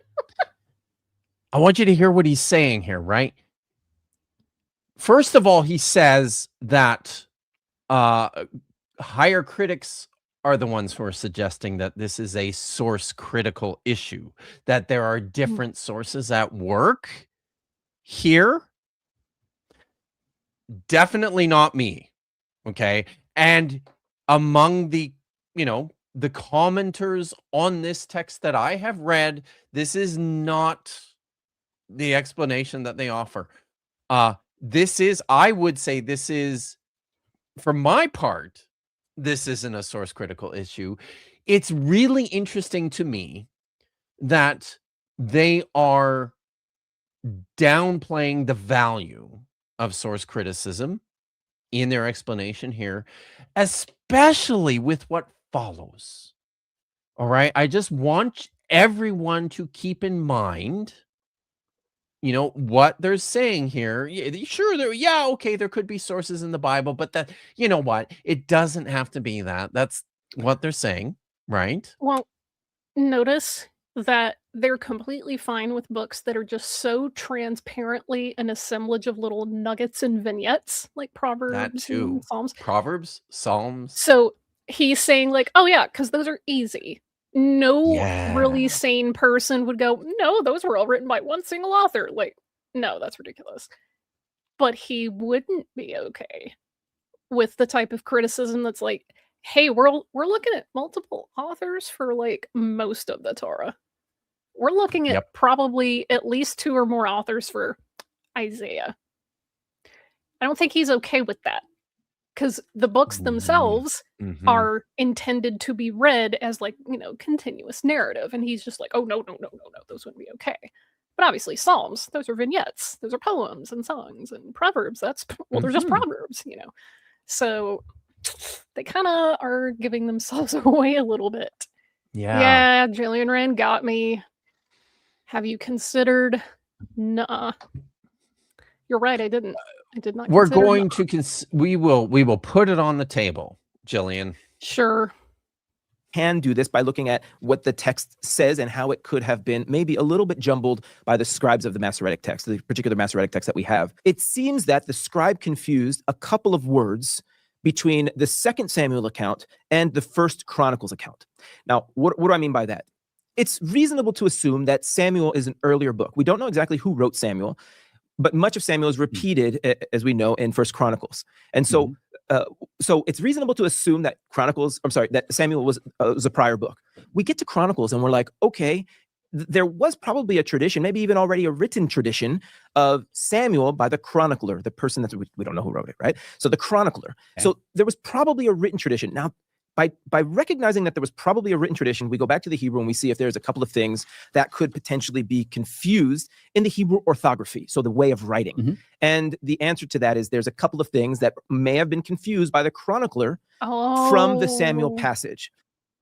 I know why you were. Aha! This is what I told you to save it for the stream. I know where you're going with this. Okay. Yeah, Kipp and I were discussing some of these issues before the stream, and he was showing me some text that he was going to show you, and I was like, I don't know why you're telling me this, and now I'm like, oh, okay. Yeah. Okay. We'll be going in a few slightly different directions, but so just he's summarizing this this situation and suggesting that before jumping to the conclusion that there's different sources at work for these texts, even though that is not an argument I am going to be making for the difference between how the chronicler tells the story and how the author of 2 Samuel tells this story. I think the source critical issues are the ones that we talked a little bit about earlier with regards to the construction of the book of Samuel, with regards to what's going on in the story of David and Goliath itself in 2 Samuel 17, right? That's where the source critical discussion is taking place. I think what's happening between 2 Samuel and 1 Chronicles is something different, has nothing to do with sources, as he suggested. Okay. I will agree with him. Now, he's going to introduce this article, and I will bring it up here in a minute as well. But it is very interesting how the author of the article arrives at the conclusion for how to read this text. Let's continue with the video. I don't want to shut down the idea that there may be different contributors some places in the Bible, but what I do want to, what I'm saying, what I'm admitting is that methodologically, I'm making a decision here, and I'm saying, let's see if the text that we have, let's see if we can reconcile internally with the text that we have, with the 3 texts that you made up, and that you brought up. Better stated, you didn't make them up. With the 3 texts that you brought up, and I think From the abundance of the heart, the mouth speaks. Yes. Yes.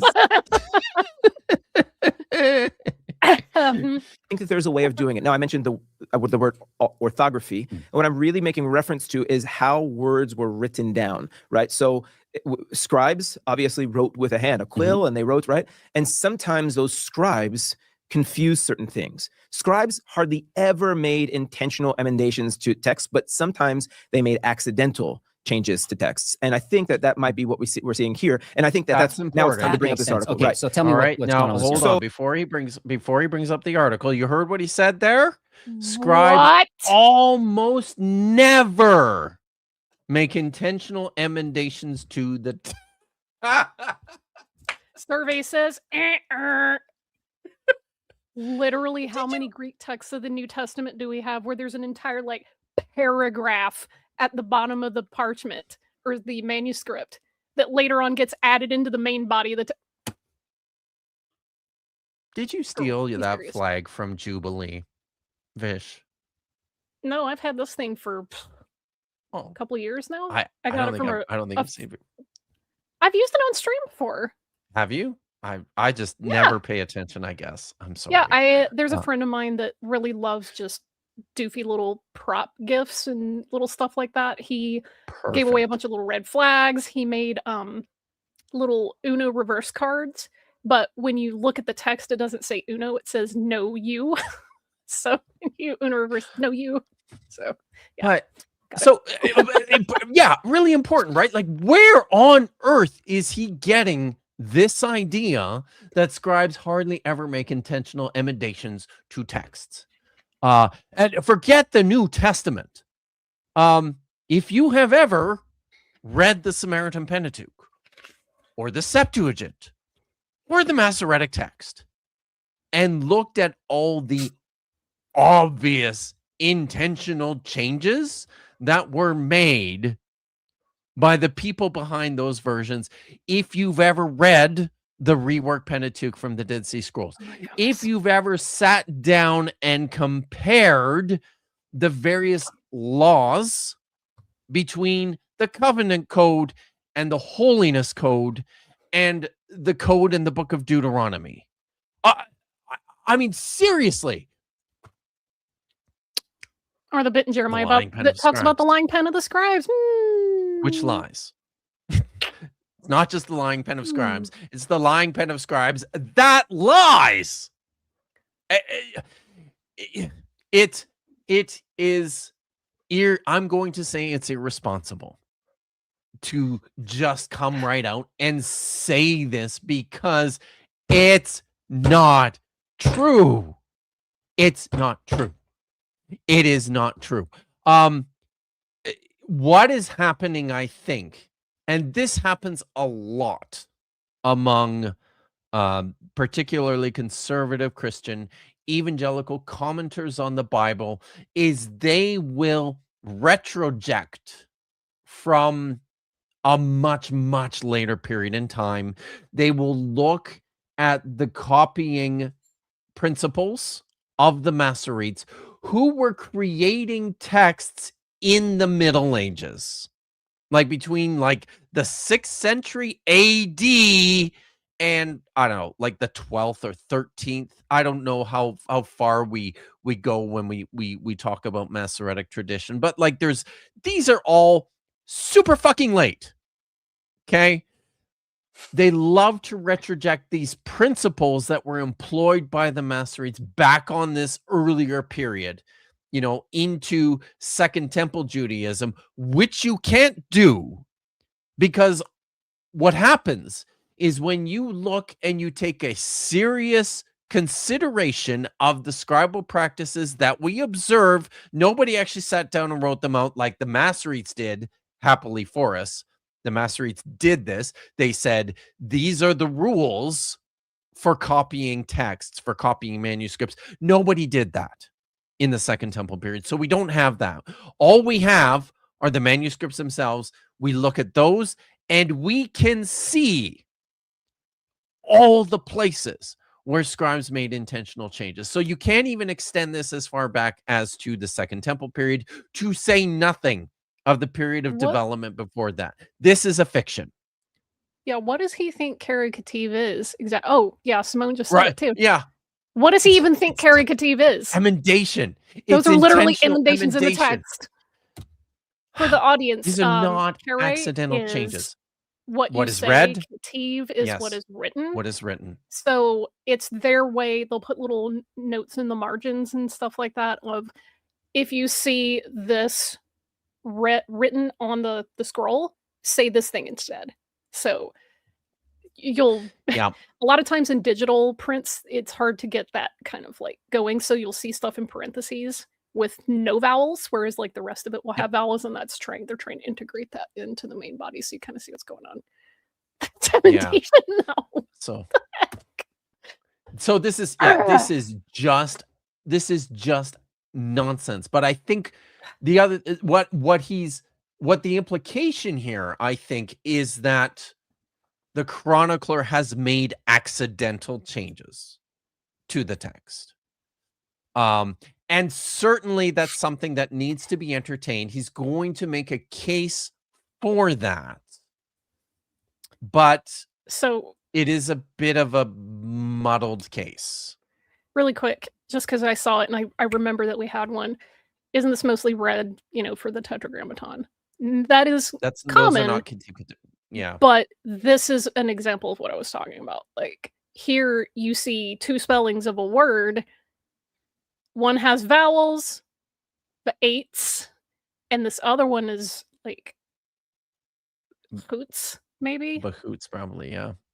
But yeah, it's like, hey, so if you, for instance, are reading on Sepharia and you see stuff like this, that's trying to incorporate a textual emendation into the body there. So I had just seen it, so I was like, I just flip back to the tab. Nice.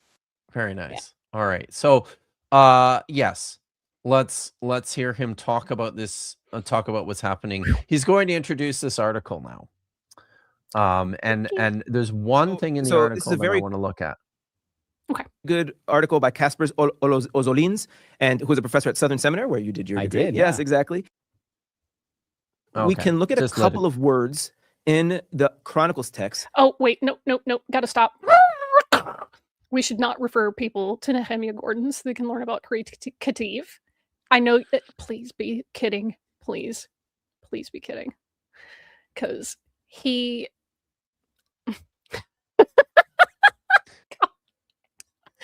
Literally, Nehemiah Gordon's the guy that's like, see, the Masoretic vowel pointing is on all these other manuscripts. Therefore, the way that ancients pronounced God's name was Jehovah. And he writes entire books and treatises and does live streams and talks on this. And I'm like, guy, no. No. It's so bad. Please don't learn. Don't. Okay. And say, oh, that was written later, and that may have been confused from the Samuel text, right? I teach a course called Critical Issues in the Study of the Old Testament, where the whole course is dedicated to issues like this. So we talk about the Pentateuch, composition of the Pentateuch, composition of Isaiah, composition of Daniel, composition of Zechariah. We work through these issues. And one of the things that I say at the beginning of that class, about all those. And it's cross-listed as an apologetics class. Earlier, Vish. One of the things that I say at the beginning of that class. The critical issues in the composition and development of the Old Testament, all of those, composition of the Pentateuch, composition of book of Isaiah, book of Daniel, book of Zechariah, those are all higher critical explorations of the text, right? So this sounds like a course on how to avoid performing any actual higher criticism on the biblical text. Yeah. Yes, I want you to hear me out here. I don't want you to get mad at me. Is that this is not a course in pop apologetics. Okay. We're not just going to say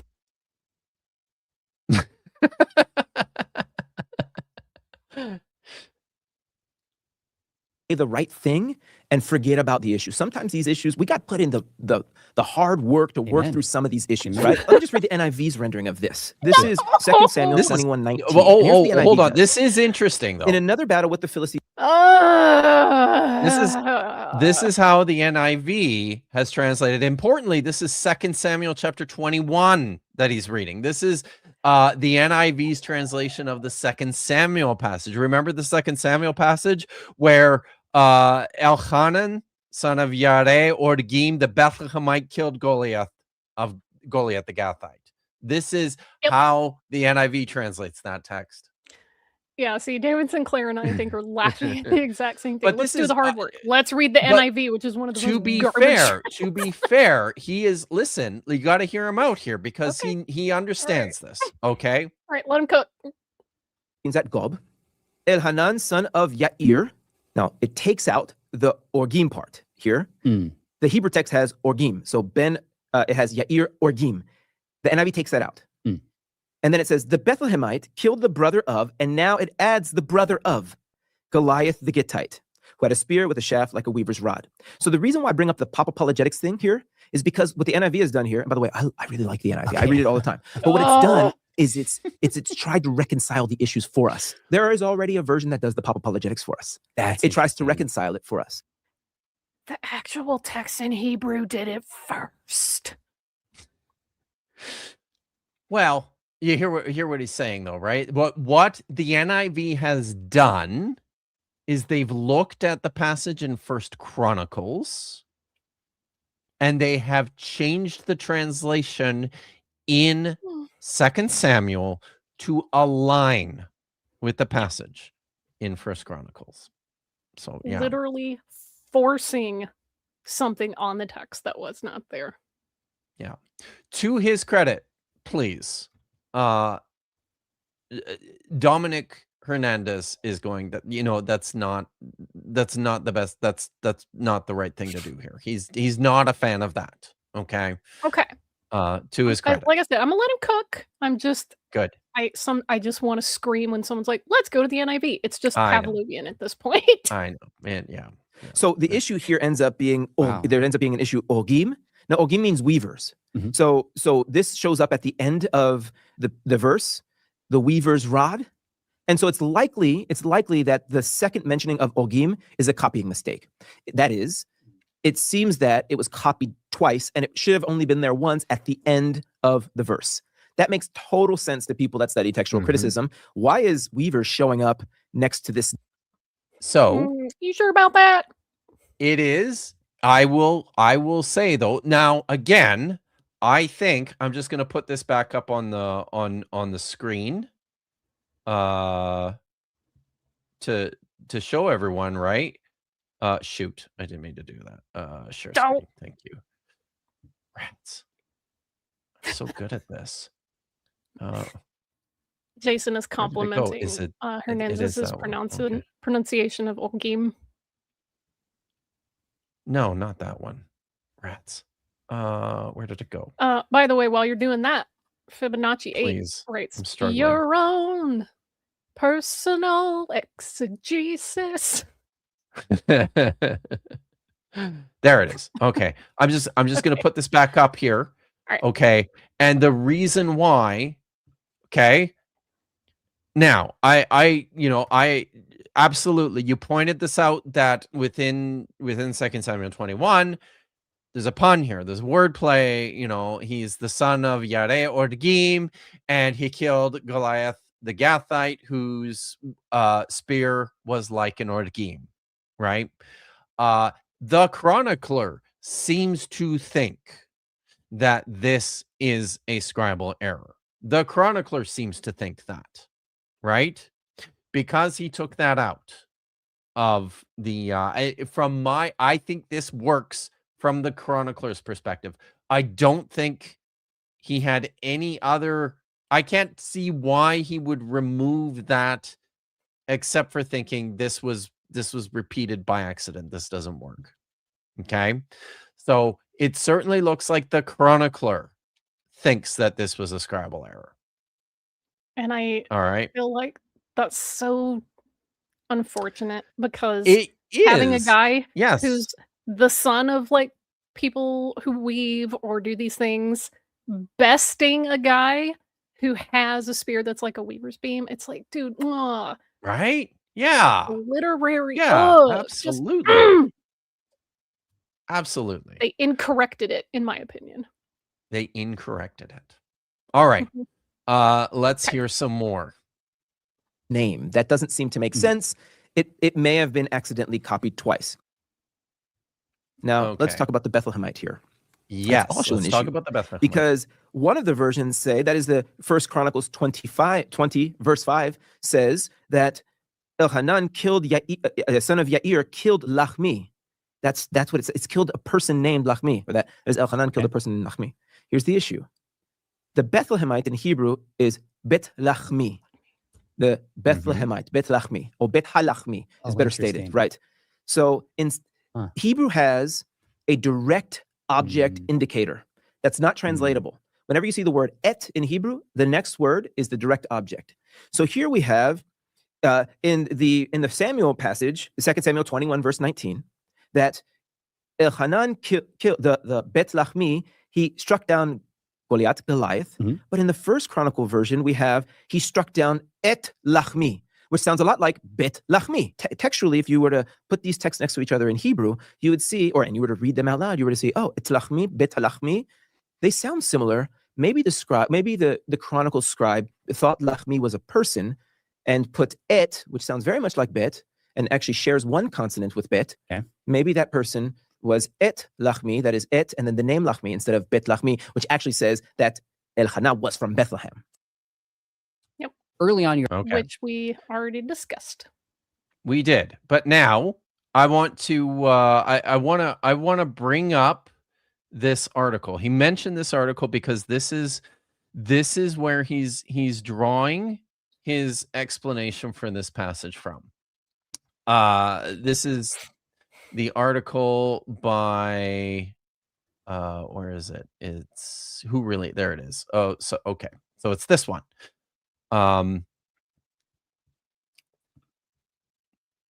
Who Really Killed Goliath by Kaspar's I think it's Ozelinch. It's probably too not small for me to read it clearly. Oh, is it? Make it full Okay. screen. I can zoom in. No, that's just So- me because I have it on my screen that's really tiny. Okay. Okay. So, Okay. knowledge of scribal mistakes may provide a better solution to the historical puzzle of who killed Goliath in 2 Samuel 21:19. And I'm just going to go straight to his explanation here. All right. So, he wants to see, and this is effectively what I think Dominic is echoing, although he doesn't come out and say this clearly enough. So part of me is a little confused. Here we have what the author of the article, Ozelinch, thinks is the original text. And Elchanan, the son of Jaur, the Bethlehemite, struck down the brother of Goliath the Gittite, the shaft of whose spear was like a weaver's beam. That's what he thinks is probably an original source text behind the differences between the First Chronicles passage and the Second Samuel passage. Step 1, an extra Oregim appears after Yar in 2 Samuel. And Elchanan, son of Yare Oregim, the Bethlehemite, struck down the brother of Goliath the Gittite, the shaft of whose spear was like an Oregim, a weaver's beam. Okay. Step 2, brother of is misread in 2 Samuel, and Bethlehemite is misread in 1 Chronicles. So,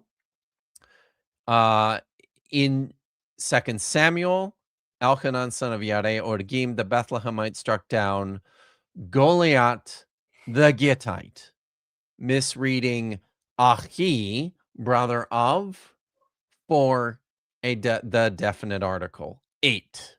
Okay, so that change was made in 2 Samuel 21:19, but then the author of First Chronicles makes another mistake by misreading Bethlehemite and thinks that this is a name. This is actually the name of the brother of Goliath. And Elchanan, son of Jared, struck down Lachmi, the brother of Goliath the Gittite, the shaft of whose spear was like a weaver's beam. So it's interesting to me because do you remember how much they're like, well, before we start jumping to there being sources behind the explanation here, what do we have? We have the invention of an early source in an attempt to explain what's happening between 2 Samuel 21 and 1 Chronicles chapter 20. And I got to tell you, no, I don't think so at all. Okay. I'm going to put up my slides again. Yeah, go ahead. I'm just bringing my slides up. Even more. So these folks are arguing that there's 2 errors in 2 separate texts, like First Samuel versus Chronicle or whatever. That there's 2 errors that are being swapped in and out. And we're saying, no, that's actually not what's happening. Nope. There is conflicting narratives that were stitched together. Some of them were meshed in a little bit. Later redactors came along and were like, I don't like the fact that these are conflicting. I'm just going to try to massage this a little bit and make sure that it's easier to read and that it doesn't contradict. And it's not because it's like, ha ha ha ha, this is for evil, nefarious intent. It's just like, oh, well, this is weird. Why are these conflicting? They shouldn't conflict. So, yeah, these guys are making a case for something that's just not supported. Definitely not. So, here is basically this is the way that they want to explain this. This is my explanation. So I think what's actually happening is the chronicler is harmonizing the Deuteronomist, right? He's looking at 2 Samuel 21 and going, wait a minute. It says that Elchanan killed Goliath, but I know, even though the chronicler doesn't tell the story of David and Goliath, which is really interesting. Even though he doesn't tell that story, he knows it. And we know that he knows it because of the way that he's changed the text. He's trying to harmonize this with 1 Samuel 17. He corrects what he thinks is the tautography, right? Which is the repetition of orgim. So he's taken that out. He anonymizes the location. This is important. This was missed by the article. These guys don't talk about this. Why not? Look at this. It's a pretty glaring omission. In 2 Samuel 21, war broke out with the Philistines in Gob. Yeah. And Elchanan, son of Yareh, or the Bethlehemite, killed Goliath the Gittite. Okay? He took it out. It's missing. Why did he do that?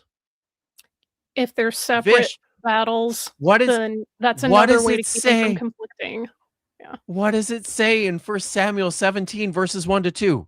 Just read it. You don't even have to put it on the screen. Just read it. I'm scrolling up. Okay, the sorry. Philistines assembled at Succoth of Judah and encamped at Ephes Damim. Totally different place. And The Valley of Elah is where the Israelites None put of those places is Gove. none of those places None of them. go. Not one. The chronicler has to correct this because he knows that in 1 Samuel 17, the battle takes place in a different place. Okay? That's why. And then he introduces a new character, Lachmi, the brother of Goliath the Gittite, by just rewriting Bethlehemite. And they have, introduced this possibly as an oral mistake, something that, That's a where I was going copyist with that. heard, Yeah. right? Because Eit Lachmi Beit potentially Lachmi. sounds like Beit Lachmi. Maybe. Because look, one of the first things in spoken language that shifts and changes is vowels. Vowels, left, right, and center. People are very just meh about vowels. And it's not like, again, they're Sure. not trying to be evil about it. Like, here's an example that happens all the time. Anglophones are extremely fond of interchanging the with the I vowels. So instead Yeah. of getting Semitic, they go Semitic. Because there's like this way of spreading out your vowels. And when you want to say the word, it comes out Semitic rather than Semitic. True. Most people don't hear that Yeah. because they know what you're trying to say. Right. And that was another example. Right. Say versus say. These are things like that my ear hears them because I've had some of this training in like my music career and like voice work. So when I hear Right. that stuff, I'm like, it feels like a record scratch. Most people never notice.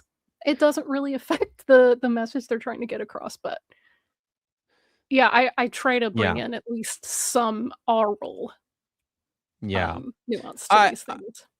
I think it's possible. I don't think it's necessary. I think it's the entire thing can rest on the explanation that what we're dealing with here is a scribe who's literally copying this part of his text word for word and then Word for making changes to it. Wow. Making Word changes for word. Word for word. Word for word. Wow. So he is copying this text verbatim out of Samuel and making changes to it as he goes because he doesn't want it to conflict with the story of David and Goliath in 2 Samuel chapter 17. And he arrives at these solutions. Corrects the tautography, which, probably wasn't necessary because it may not be tautography. He removes, just completely anonymizes this place because he knows it didn't happen in Gove. And then he's like, well, yeah. So it wasn't actually Goliath. It was this other guy, Lachmi, brother of Goliath. For people in the 200 or 300 level phase of these kinds of streams and textual criticism things, this is part of a larger trend that you see as time goes on in Israelite history to put distance between the readers/writers, the people, and uncomfortable prior tellings of a thing. Like you see this in the earlier telling that, El Elyon divvied out the nations according to the B'nai Elohim. That was the original telling of that particular passage. And the later authors were like, oh, no, we can't have that. And they changed Elohim to B'nai Israel, right? And that's more theologically comfortable. The same thing with a lot of times people in earlier patriarchal narratives would be talking directly to God. And in slightly later adjustments, they're, no, it was an angel of God. It wasn't actually God talking to him. It's just an angel. And it's because they're uncomfortable with direct human to divine interaction. You have in between there. So this is part of a trend. It's like, hey, Gove is a very specific location. you know, Elhanan is a very specific person killing Goliath. If It was you're like, also very well, specifically identified. Yes. right, who's very specifically identified. And then if the later person comes along and goes, hang on, well, what if I don't set it in Gove? It's, somewhere else. Because I know that, like, Sukkot's, in Judah, and that's not Gove. So let me just tweak. And then, it wasn't Goliath. It was his brother. Mhm. Elhanan killed his brother. So, like, we don't have a conflict between David and Elhanan, or Gove and Sukkot, or FS Damim, whatever. It's fine. It's Fine. a harmonization. It's a Yeah. way of ensuring that your account is aligning with your earlier source, and importantly, it's feeding into the propaganda here, right, of David, which is very important for the chronicler. Famously, something that the chronicler does is scrubs the reputation of David, and just wants to project this really squeaky clean depiction of him. So David's not adultering or graping or killing or like all of these things. Another thing, you'll see a really hyper exaggerated version of this if you ever read through Jubilees, because at least in the Tanakh you get some moral gray with like patriarchal figures and stuff like that. In Jubilees, they are only perfectly good, morally upstanding all the time, or they're the worst evil that has ever come about ever. Right? There is no gray area between those two.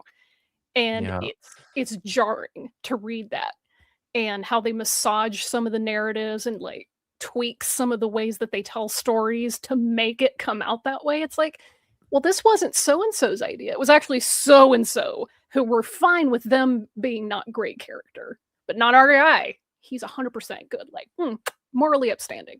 So again, this is like part of a trend that you see developing. And I think that's exactly.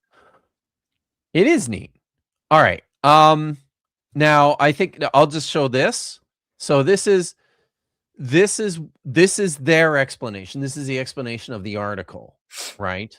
That the chronicler is actually correcting the Deuteronomist, the story in 1 Samuel, because there was another source behind both of them. So he corrects the topography. Again, chronicler clearly thinks that Ordagim is repeated and should be removed.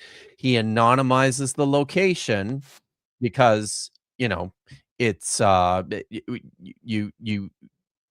it didn't happen in Gove, and then somehow also preserves the name of the opponent once corrupted to Bethlehem. So he preserves this. He preserves the idea that this was actually the brother of Goliath. That survives in the chronicler. I think it's a poor explanation, especially since at this point there is no reason to anonymize the location. You don't have to do that if you're dealing with another figure. So to my eye and ear, I'm like, this is sensitive. They feel compelled to do this. This is why a big part of why I reject this. But then, as we will get into, we'll listen to them talk a little bit more about what's going on here. But then I will show you what I think is happening between 1 Samuel 17, 2 Samuel 21, and Chronicles chapter 20.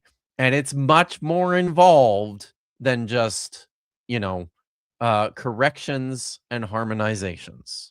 Okay? All right. Lego. You're saying I'm open to different sources being behind the different writings and different traditions, but maybe there's another way to address this, which is a more evangelical Christian and maybe historically Christian way of approaching this, probably apart from the higher criticism. Just a reminder that evangelicalism is extremely modern. So and saying also, evangelical or historically Christian, those are not,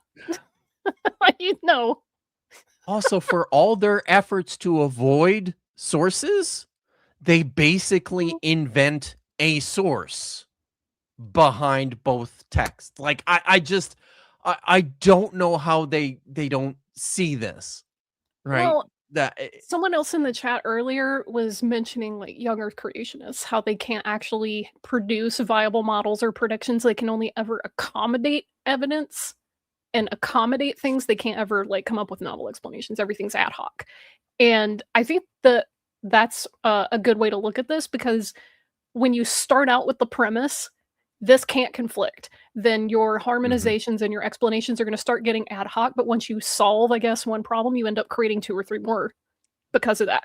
And that's the same thing that happens with like young Earth creationism, is like, oh, well, the plate tectonics and the plates broke up during the flood and blah, blah, blah. Everything moved around from Pangea. And they're like, oh, well, the problem is that generates enough heat to turn the Earth into a star. So, I don't think you want to do that. Yeah, like this is just a simple employment of Occam's razor here. I don't have to invent any additional sources. I can just look at First Chronicles and go, they're just reading 2 Samuel, right? Like they're just reading the Deuteronomistic history. That's all they're doing.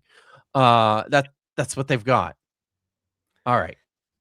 Okay. How much do we have left on Chris the might be back. video? We're 12 out of 17. Got about 5 minutes. Yeah. Okay. Yeah, So we'll just we'll play it through to we'll play it through to the end, and then I'll show what I've got here for my explanation. Dr. Dominic Hernandez, Talbot School of Theology professor. You're also bringing your own biases and assuming that there's a way to reconcile this, and it's the Word of God and it's inerrant. What would you say to somebody who would push back and saying you're making the same mistake, but in the opposite way? I would say it's not a mistake, and I'm totally admitting it.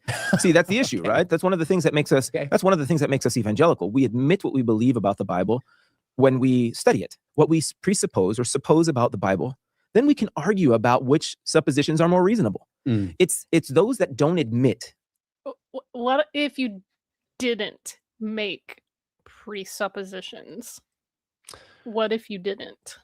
Like he's trying to say that, well, we're being upfront about our presuppositions, therefore that's much better and morally more like admirable than not mentioning and being upfront about your presuppositions. To be fair, I kind of know where he's going with that. Yeah. But the problem is he's not questioning what the presuppositions are, or if they're justified, or if they're supported. He's just saying, just say what they are. That's assuming a lot of things also. So, no, the issue isn't not being upfront about it. It is definitely not that. And yes, you just can't do anything unless you employ presuppositions at the outset. I mean, it depends on what those presuppositions are. Yeah, and right, like Sean said it's inerrant. That's a presupposition. That's a presupposition. And again, like if you presuppose, is that a reasonable presupposition? No, it's not reasonable and it's not supported. But the thing is like there's another presupposition that we have, and it's a simple one. Human beings wrote the text down. They weren't supernaturally penned by like a floating like quill or whatever, right? And they intentionally changed the fucking text. Like we can see it. Yeah, you don't even have to go outside the Bible to see it. You can see them changing texts just within the stuff that's contained. Like yes. And like I know this is where he was going with this. It's a presupposition claimed to be based on objective truth. Again, that's another presupposition. Presupposition that truth is objective or can be objective. So to them, of course, it's acceptable. Like that's reasonable to them. Which but that's not the root issue. Really, it's hey, are you imposing things? One might say almost eisegesis, the bad word. Evangelicals hate eisegesis. They're like, no, we never do that. They do it all the time. We do. Yeah. But we just call it, presuppositions that are fine. They're fine, actually. Yeah. What they believe, that then I think sometimes it's difficult to have conversations with those people. And that's not just higher critics. And that could be evangelicals or higher critics or anybody else. Not just higher critics, apparently. I'm not taking any offense to that at all. Yeah. Jeez. Yeah. Come Yeah, the issue on. isn't whether you're being upfront about them Really? or not. That's not the issue here. Really? Not the issue at all. I am more than happy to talk about my presuppositions. The difference is mine aren't weird. Okay? Yeah, Simone is pretty on key here.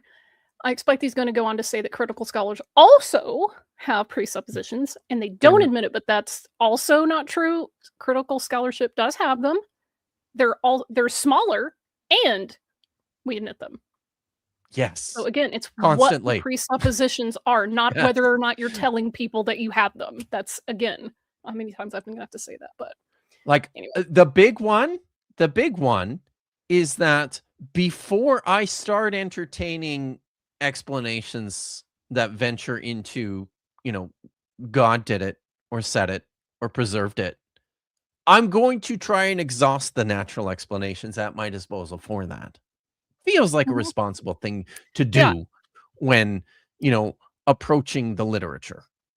And that's another thing that is reasonable and supported, because we have zero evidence that things operate or can operate supernaturally. Zero evidence. None. Zip, zilch, nada. And for someone who, doesn't have that epistemology or whatever, they're like, no, I totally allow for the supernatural. And it's like, okay, well, based on what?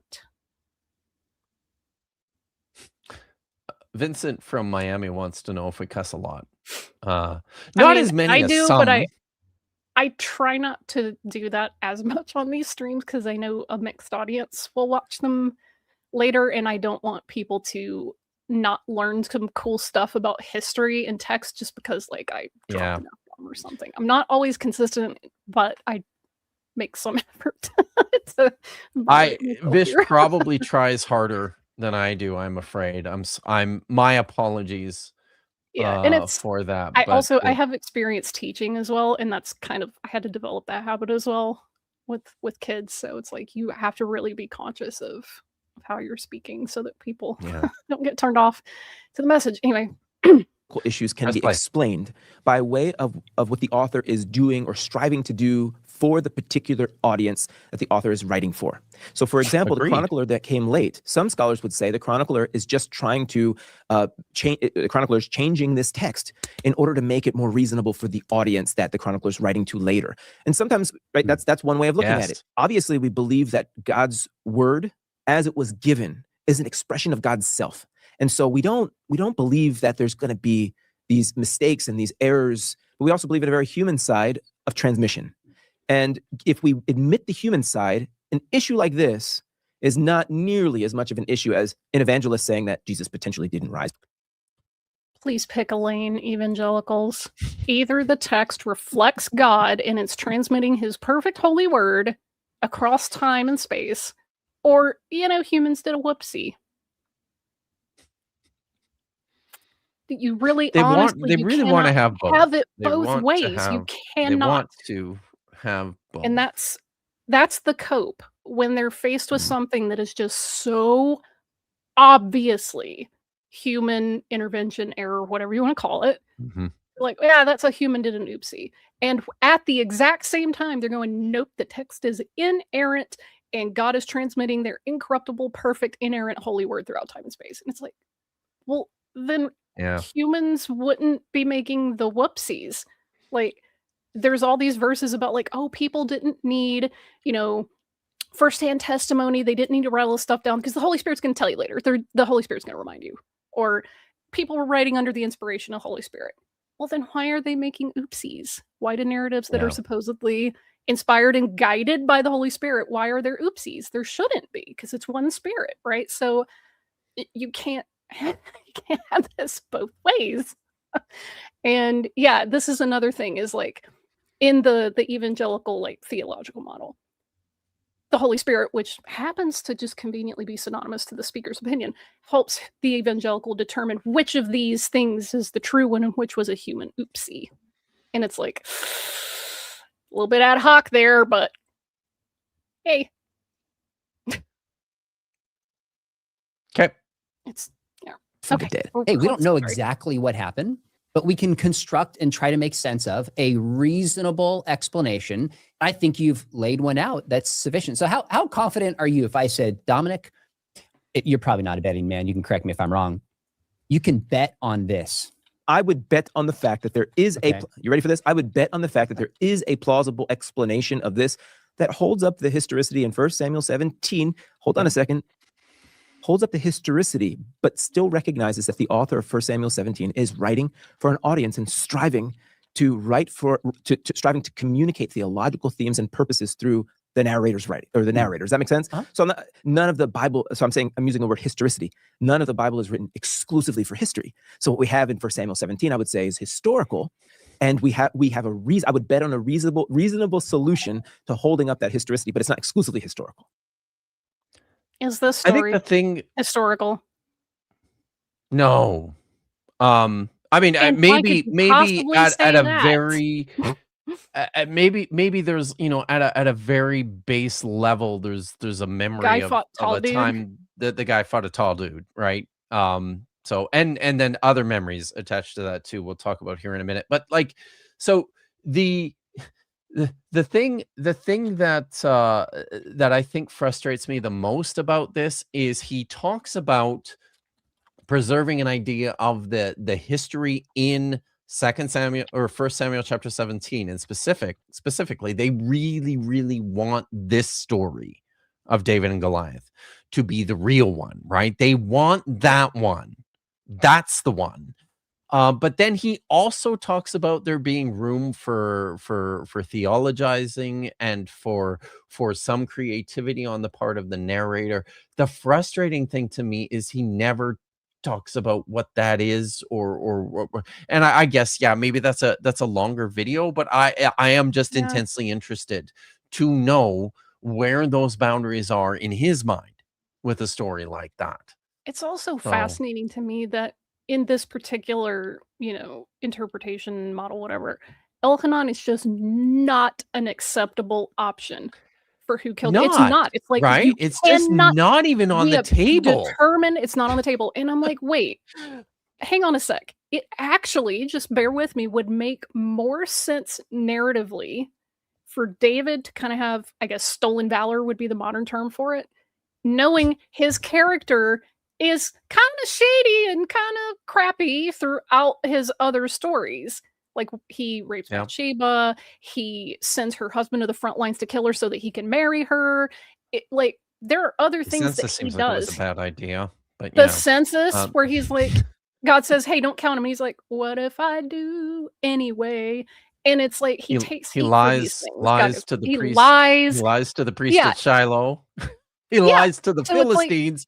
He lies he's just a fucking sorry. He's just a liar.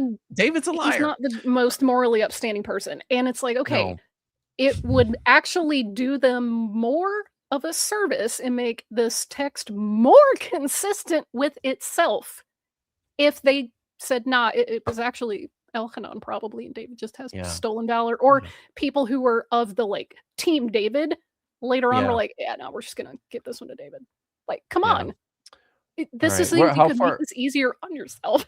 We're almost done. Where are we at here? Okay. Oh, good. Okay. Yeah, there's just a minute. Yeah, we are literally almost done. Yeah. Okay. Good. It looks like 1 Samuel is telling a historical account. The other accounts that we see they need to be reconciled with what we see in 1 Samuel, which is probably an earlier text. So what we'll do later on, if I can, is I'll show you a couple hear that? of words. Oh, let me go back. Samuel on that one. is probably an earlier text. Bruh. I need to hear that again. We need a replay, instant replay. They need to be reconciled with what we see in 1 Samuel, which is probably an earlier text. So what we'll do later on, if I can, is I'll show you a couple of words that may have been mistaken. And if you want to expand this using his measuring stick that he just put out, things later on need to match the earlier version because those are apparently written first. Then Genesis 2 needs to match Genesis 1, and it doesn't, homie. Like, you got problems at the jump. Yeah, it's true.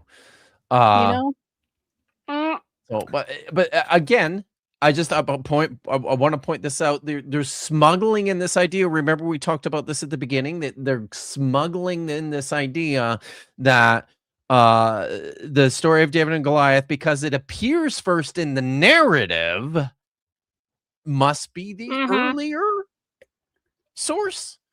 That's it is just Sure about that? it is just not how It's rough. this stuff works.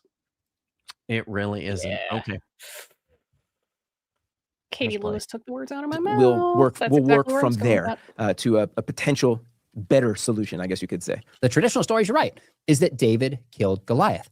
So why, when we go to 2 Samuel, do we have a difference? I think what happened is when you look closely in the Hebrew text, some of the words are so close that a simple change mistake accidentally could communicate that we're not talking about the Goliath himself, but his brother who did it. We can look at the Hebrew later, but I think that best probably explains it, which is why the NIV translates it the way that it does. I love that response.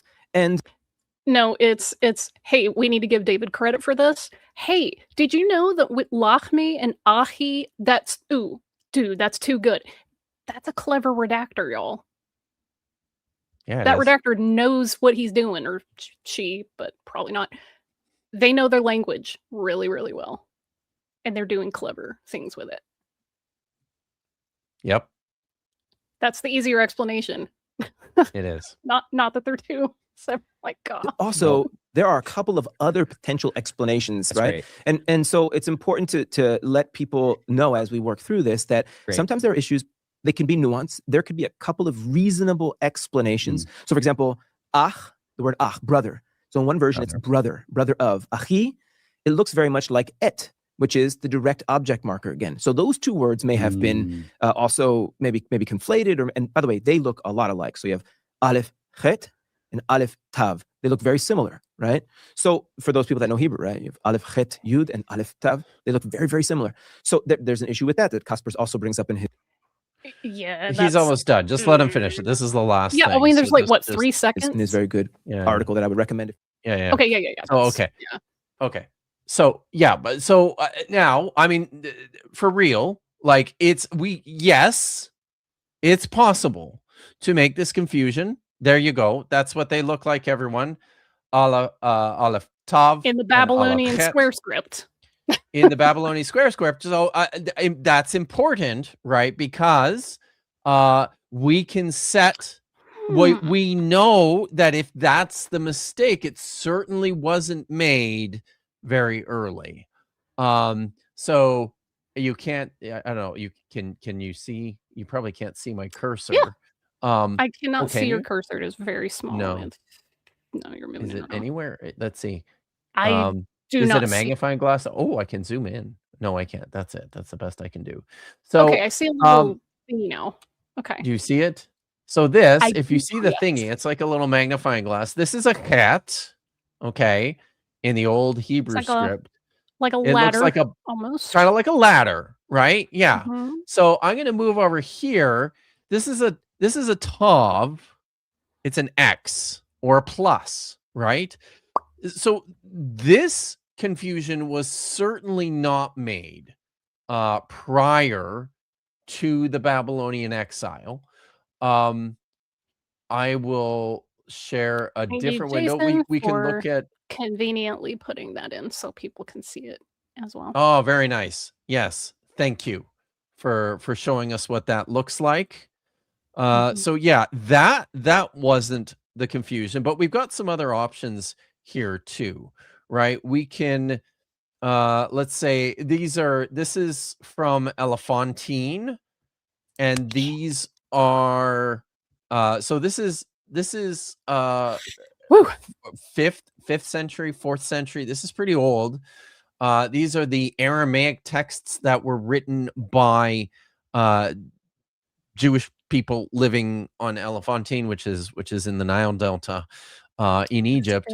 So I think I tried to zoom in I on love this this. one, but it's you can see there's a great example. Can I? Oh, This looks so much like the Rocky best I can script. do. I'm gonna put this. So this is 3rd let's do this so it's clear. Let's do second line. Second line, all right, right in the middle of your screen is a word, and you have the tav and the chet right next to each other. I don't know if my cursor is visible at all, but there are these two letters here, tav and chet. Now, this looks potentially possible to me. It looks to me like this is a confusion that you could potentially make, you know, in the Persian period, when Jewish scribes were writing with this script. Let's look at another one. All right. And now we're going to actually look at, because this is fun, we're going to actually look at two manuscripts from the Dead Sea Scrolls of Samuel. Okay. So this first one is 4Q52, 4Q Samuel B, which is the oldest of the two. It's one of our very oldest copies of the Dead Sea Scrolls. Now, I wish that I could I wish that I could get in closer, and I wish that I could show this more clearly. But if you look at, let's make that line number one. Line number one, you've got an et. Aleph, tav are the first two letters on the right-hand side of this manuscript. That's the word, 8. Okay. Now, there's a number of chets here on this manuscript. Maybe the most clear, Got me earlier. and this is good here too. If you go to line 2, and let's count the letters: 1, 2, 3, 4, 5, 6, 7, 8, 9. Letters 8 and 9 right next to each other. You've got a tav and a chet right next to each other. And you can see, if you're picking up if you can see this clearly enough, you can see that the tav is quite a bit bigger than the chet in this hand. And it does look a fair bit different. If you notice the other tavs on this particular manuscript, they're a lot more rounded than the chet. They're just formed differently. It's a different looking sort of letter. I think it's much less likely that this is a mistake that could have been made, you know, in the Hellenistic period. Probably didn't happen there. So I think that is probably not possible. And then we've got one more here. I'll show this other manuscript of Samuel. So this is 4Q51, which is a pretty important text because there is a lot of very interesting textual variation within this manuscript. It's also quite a bit newer than 4Q Samuel B. This is 4Q Samuel A. I will draw your attention here to line 2. This second word, you have it, Aleph Tav.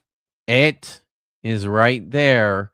And then in the word right beside it, we've got Minchat. The mem is abraded, so you can't see all of it. Then there's a noon, then there's a chet and a tav.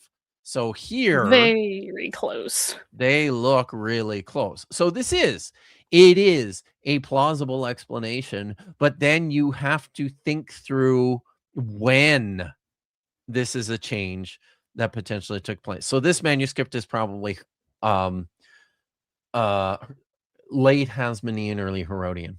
So like mid 1st century. That's Minchat Adonai.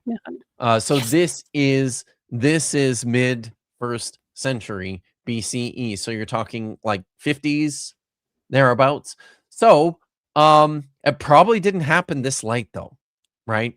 I mean, I guess possibly, but yeah, most likely. And the reason why it didn't happen this late is because the Septuagint preserves a version for us that's a lot early. Quite a bit earlier than this. It's Hellenistic. Super glad that I've taken some handwriting and calligraphy and things like that for Hebrew. I've got some books on that. I'm really glad that I did, because if I was a casual reader, to my eye, I would have possibly confused the het in the top there. But because I know how you're supposed to draw the letters, like what strokes in what order, I'm like, oh Yeah. yeah, no, absolutely, that's a het and a top. Because a het, you would typically like draw 2 vertical lines and connect them, which goes back to like the earlier almost ladder shape. With tav, you draw basically what looks like a dalet and then a little foot that's almost a nun. And those strokes will tell you why they are not the same.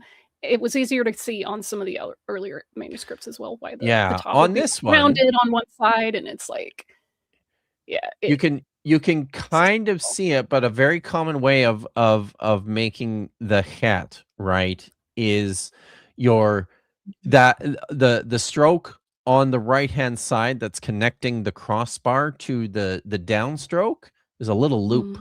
So it's actually kind of you're not lifting your pen, you're just doing a loop and going down, right? So which is not something you do on the tav, but yes, very easy. It certainly is very easy to confuse, but I think this sets some delimitations for us on if this is the explanation when something like this took place. Couldn't have taken place this late. I just don't think there's any way. If you're going to suggest a time or a place for this to take place, I think it would have to be in the Persian period, is as the best option. But it's, I think, again, I've got it up here. The real Melly, I think, is pointing out what's obvious. The audience probably assumes Hebrew has been written the same since it was developed at Babel, right? And they think it's the square script. Yeah. So and Jason's explaining the script strokes. Like there's a rounded beginning one, then a square one that's very like right angles, versus the rounded het versus the more square, that's great, perpendicular stuff. Thank you, Jason. That's very and good. I've said this before and I'll say it again. Switching away from the Phoenician alphabet or Abjad was a mistake. We would have a lot fewer of these explanations going on. With all of that out of the way, we need to talk about what happened. Okay, finally, we need to talk about what actually happened in this story. Okay, I believe that scholars are in basic universal agreement that the oldest form of this story is definitely in 2 Samuel 21, and yes, Elchanan killed Goliath the Gittite. Justice for Elchanan. Justice for Elchanan. Yeah. But there's a fair bit going on, and we need to think through what's happening. Why is it happening? In the first place, yes, the simplest explanation of this is that at some point, somebody took this story of Elchanan and attributed it to David. I think there's a fair bit more development that occurs, at the time the story about the death of Goliath was written. And I also don't think it's just Elchanan. There are other texts that the writer of the story of the death of Goliath is incorporating into his narrative. I have to do this for future apologia. There is another. He's not here today, I don't think, is he? He was earlier. Oh, was he? Okay. All right. Good. I have to let the dog out because he's going nuts in the door here. So excuse me. Okay. Yeah, there's a couple chats I'll read while you're doing that. Alrighty. Katie Lewis earlier said, side note, Elchanan is the Hebrew name of Mar Goliath, a lawyer who's doing the Lord's work defending voting rights in the U.S. I think about that sometimes. Don't let anybody steal that man's valor. Okay. We answered this a little bit earlier, just not on stream. Some people were discussing the other translations that also use they correct the Samuel text according to Chronicles. they incorrect Samuel. Yeah. Masageretic Masageretic. texts. Yeah. And very like, nice. well, that's gonna need a malach. That's a little bit of punish there. Jason for 2 says, so the NIV continued the work of the chronicler. He sure as hell did. Yes, he did. Yep. Yep. Mm-hmm. Yep. And Katie Lewis, when I was discussing vowel shift, is a California vowel shift. I don't want to say it's just the California vowel shift because I do hear it across broad swaths of North American English speakers. However, I think you're on the right track there. So, language, it's fun. It's very fun. Yes. Oh, I was trying to. Did I? Oh. Let's. Oh, that one. I shut down one of my apps and I'm Oh. experiencing regret. So I need to reopen it. But it's god damn. What are you doing? So there. Okay, it's coming. All right. So yeah. The 2 Samuel 21 version is the earliest. So what on earth is going on here? Let's look. So here is 1 Samuel 17. We've read bits of this already. We will read some more as I go through the explanation here, but I want to point something else. We've talked about this already too. The battle takes place at this place called Ephes Damim, the place of no blood. Very interestingly, the head off. Yeah, right.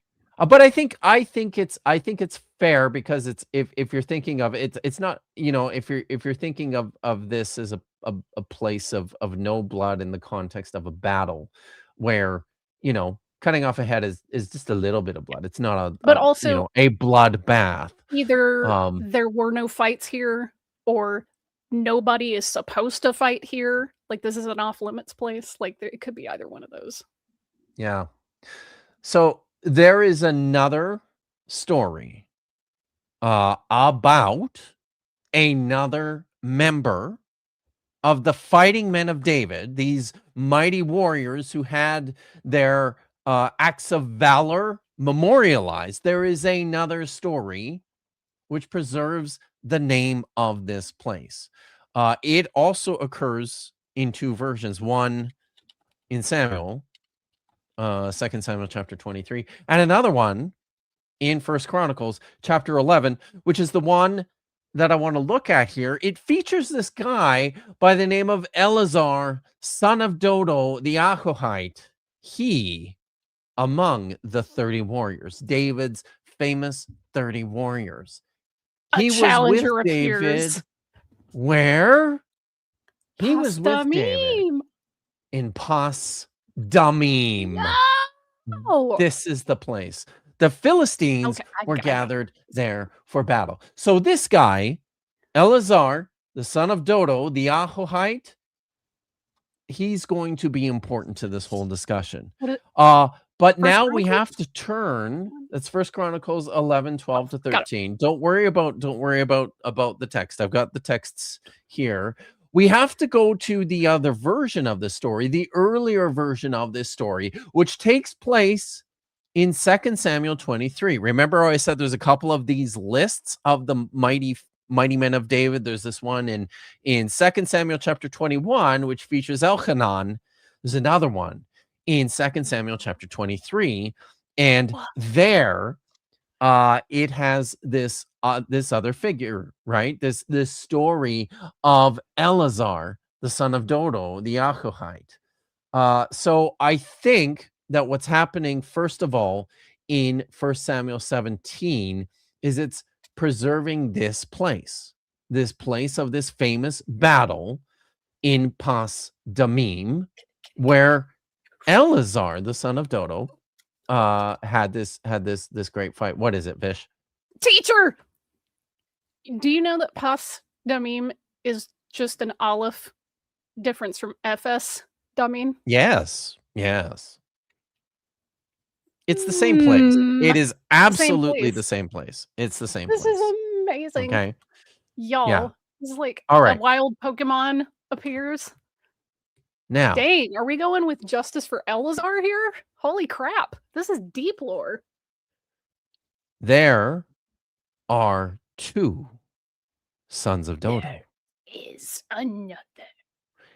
And they're from Bethlehem. So Yo. this is the story of Eleazar, the son of Dodo, the Ahohite, as it appears in 2 Samuel chapter 23, verses 9 to 10. So we saw in the Chronicles version, it preserves the name of this place, Pastamim. It doesn't appear in this version of the story, but it's the same story. Here's the version of the story in 2 Samuel 23, verses 9 to 10. And next to him, that is David, was Eleazar, son of Dodo, the Ahohite, among the 30 warriors, was with David when they taunted the Philistines. That word there, to taunt, that is that's charaf.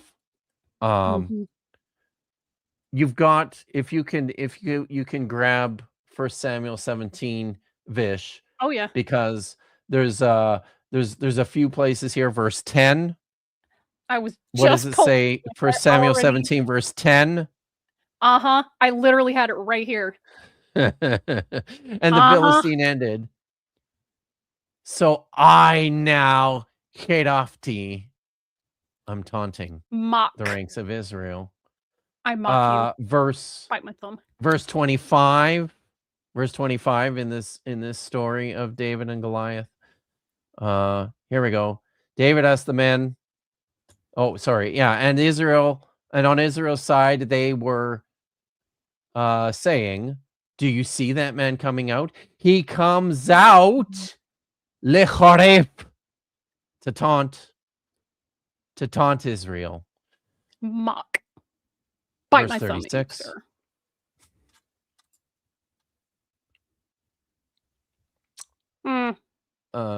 This is David Kicheres. speaking, Kicheres. right? Your servant has killed both lion and bear, and that uncircumcised Philistine shall end up like one of them, for he has Kadeph. He has defied, mocked the ranks of the living God. We got one more here in verse 45. Verse 45 of this story. David replied to the Last Philistine, "You come at me with sword and spear and javelin, but I come at you in the name of Yahweh Tsabaoth, Yahweh of hosts, the God of the ranks of Israel, whom whom you have mocked." It's the same word, guys. Get that suffix there. Yeah. So same word, right? It is the warriors of David when they taunted the Philistines who were gathered there for battle. Then what happens? Israel withdrew to a man. He stood his ground. So all Israel falls back. Eleazar is standing there all alone, and he struck down Philistines until his arm was tired. His hand still clutching the sword. Okay, now it becomes clear. The sword again. I spent a lot of time on this, right? I talked about whether or not Goliath was killed with the sling or with the sword. His hand was still clutching the sword. Yahweh wrought a great victory on that day. And then what happens? Only then did the people return after him for plunder. And chase them away, right? So yeah, we've got some other stuff. If you bring up 1 Samuel chapter 17 again. There's a couple of other things we can look at here, right? Like the people fall back. That's part of this story. We have this preserved in the story. I think it's verses 24 to 25. I think is one place where this is mentioned, or it is when that, everyone is on that it? Israel's Yeah. side saw the man, They fled fled in terror. This is Right. cool. Dang. Yeah. And on the Yeah, side, they were Elazar, saying, do one-man you see that army. man? Yeah. Yeah. No What does that kidding. sound like? On Israel's side, they were saying, do you see that man coming out? He comes out to taunt Israel, right? Again, that's the and then I think in verses 52 Also, to this 53. here, Kipp, Yeah. just I know this is gonna sound freaking tinfoil hat. I think the text is telling you why they changed it. Do you see that man coming out? He comes out to defy or mock Israel. The one who kills him will be rewarded by the king with great riches, and he'll give him his daughter in marriage. Oh. Getting I it's submit part of that segueing. there could be the struggle for the throne. This is telling you Elchanan why they involved in changed that? it. Or Elazar. Or Elazar? I mean, listen, one of them? if you saw one guy fight a freaking pack of Philistines by himself, Until his like arm the got tired. Doom guy, he just fight until his arm gets tired, and he's just like, stand up. Dude, who would you rather have as king? A freaking pretty boy shepherd from nowhere, or this guy? Hey. And through a series of yeah, other intrigues or whatever, David becomes the dominant tracks. house. He takes over whatever. Right. Yeah. Yeah, no, And later redactors that's who are like, hey, that's good. Team David, Judah's the center. What if Elazar was a contender? He could have been a contender. He's a contender. Nice. All right. Go down to verses 52 to 53. Because I think it's here where it says Men of Israel and Judah rose up with a war cry and pursued the Philistines all the way to Guy and up to the gates of Ekron. The Philistine fell mortally wounded along the road from Sharim up to Gath and Ekron. Then the Israelites returned from facing the Philistines and looted their camp. Okay, that's that again. That is the same verb. The looting that takes place. That's what it says here in 2 Samuel. Oh, sorry, I have to take this off and put mine back up. That's what it says here in 2 Samuel chapter 23 verse 10. Only then did the people return after him for plunder. All right. So I submit Elazar has a role to play in this story. Now, notice here I said it conflates the hero story of two Bethlehemites. It gets a little bit more complicated, and this is part of the problem, right? With these stories of the heroes of David, there's multiple stories. There's a couple different versions of them. The chronicler preserves some differences in the stories that don't appear in Samuel. So what do we have here?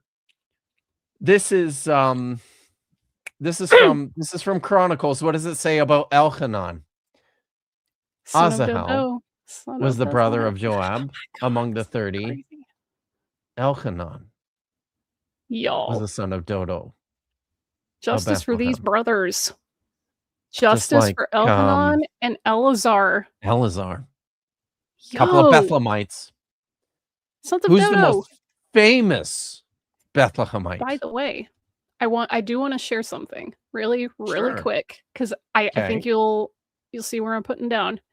I want you to notice something. Like when they're going through the annals, the valiant warriors. I want to notice. Oh, of course it's not sharing the right tab. Of course. Okay. Notice how Dodo's spelled. Oh yeah, right. That's very good as well. Drop that Vav off and it becomes David. David. Right. Yo. So Yo. wow. Yeah. What? I was yeah. I don't know. This all of this stuff feels you're a bias. You're a very based noticer. noticer. This is the only context where I will accept that. I will accept it this one time. Y'all, this is wild. See, I've had this pet theory for a while that the redactors will go in and do whatever they need to do for whatever polemical or political reasons they do it. But they never can expunge every single thing because a lot of these narratives are in the public consciousness. People have heard them. They've retold them. They're like folklore. They're part of your oral history. So you can't expunge them entirely. But when you change what you can, you always leave traces of what it used to be behind. It's tough to do it, to get away cleanly. I expect it's probably why you know, it's probably why the Muslim scribes just, you know, decided to eliminate all the ones that and even then didn't manage to pull it off, right? Hey, like everybody, send us your copy. We want to make sure they match. Wink, wink. Oh no, we accidentally burned all the variants. Hey guys, check out our non-conflicting copies. Yeah, this is also good. Notice the L-based names for Elchanan and Elazar, whereas David's name's not theophoric for either Adonai or El. Oh, so I do think there is something to that. Now, there's a couple of explanations for this by scholars. Now, one of them is that David is not a real guy. He's not an actual person, and that the name David is derived from this word that basically means the beloved one, the lovely one, right? Like the beloved one, right? So it could just be that, or there is some thought.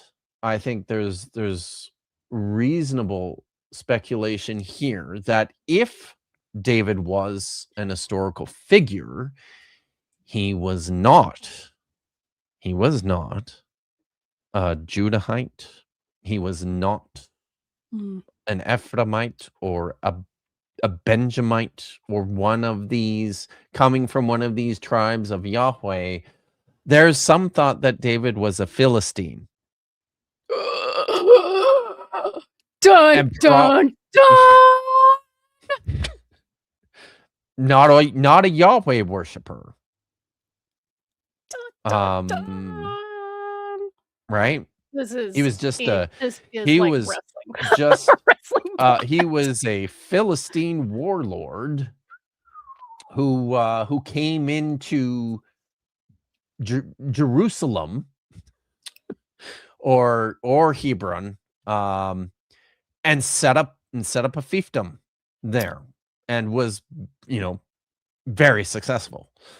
And then, you know, rulers in the city of Jerusalem at some point in time started to take on, whether they were his direct descendants or not, they certainly started to attach themselves to this legacy of this Philistine.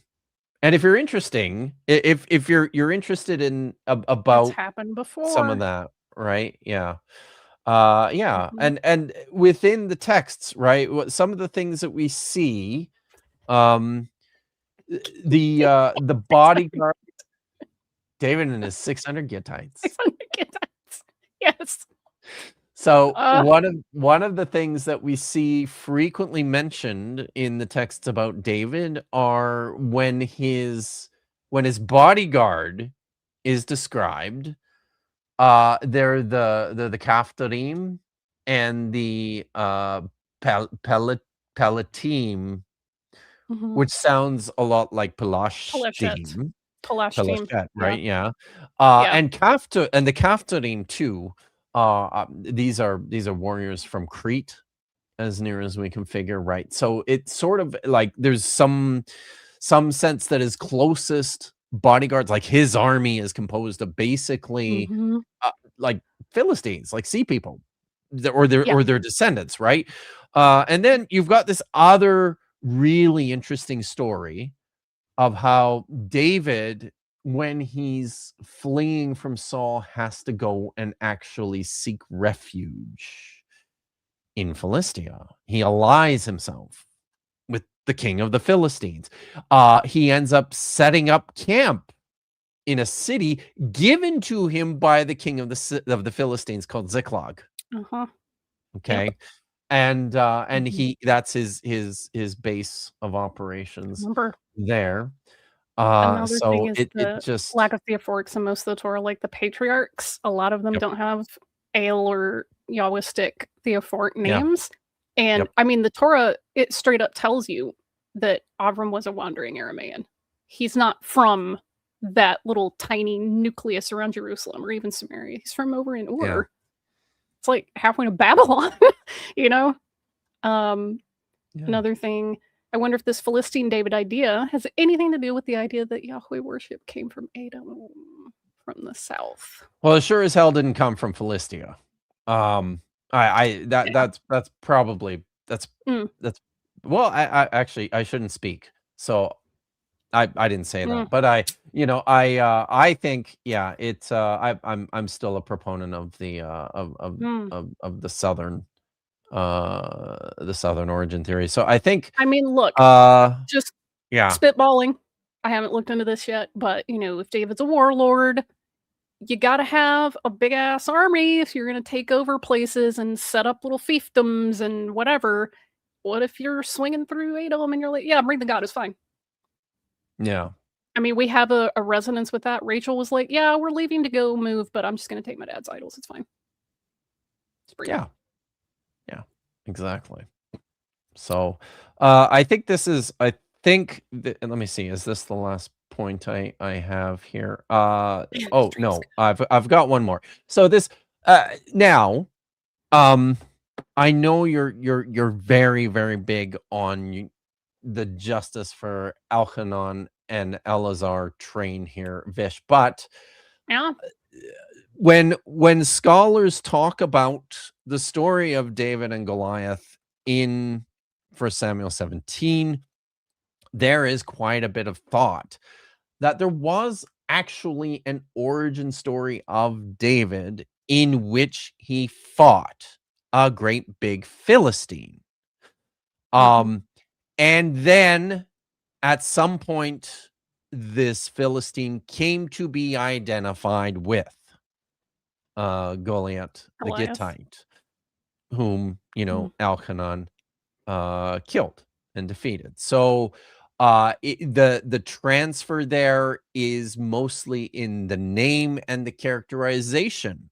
The Philistine whose spear was the size of a weaver's beam, right?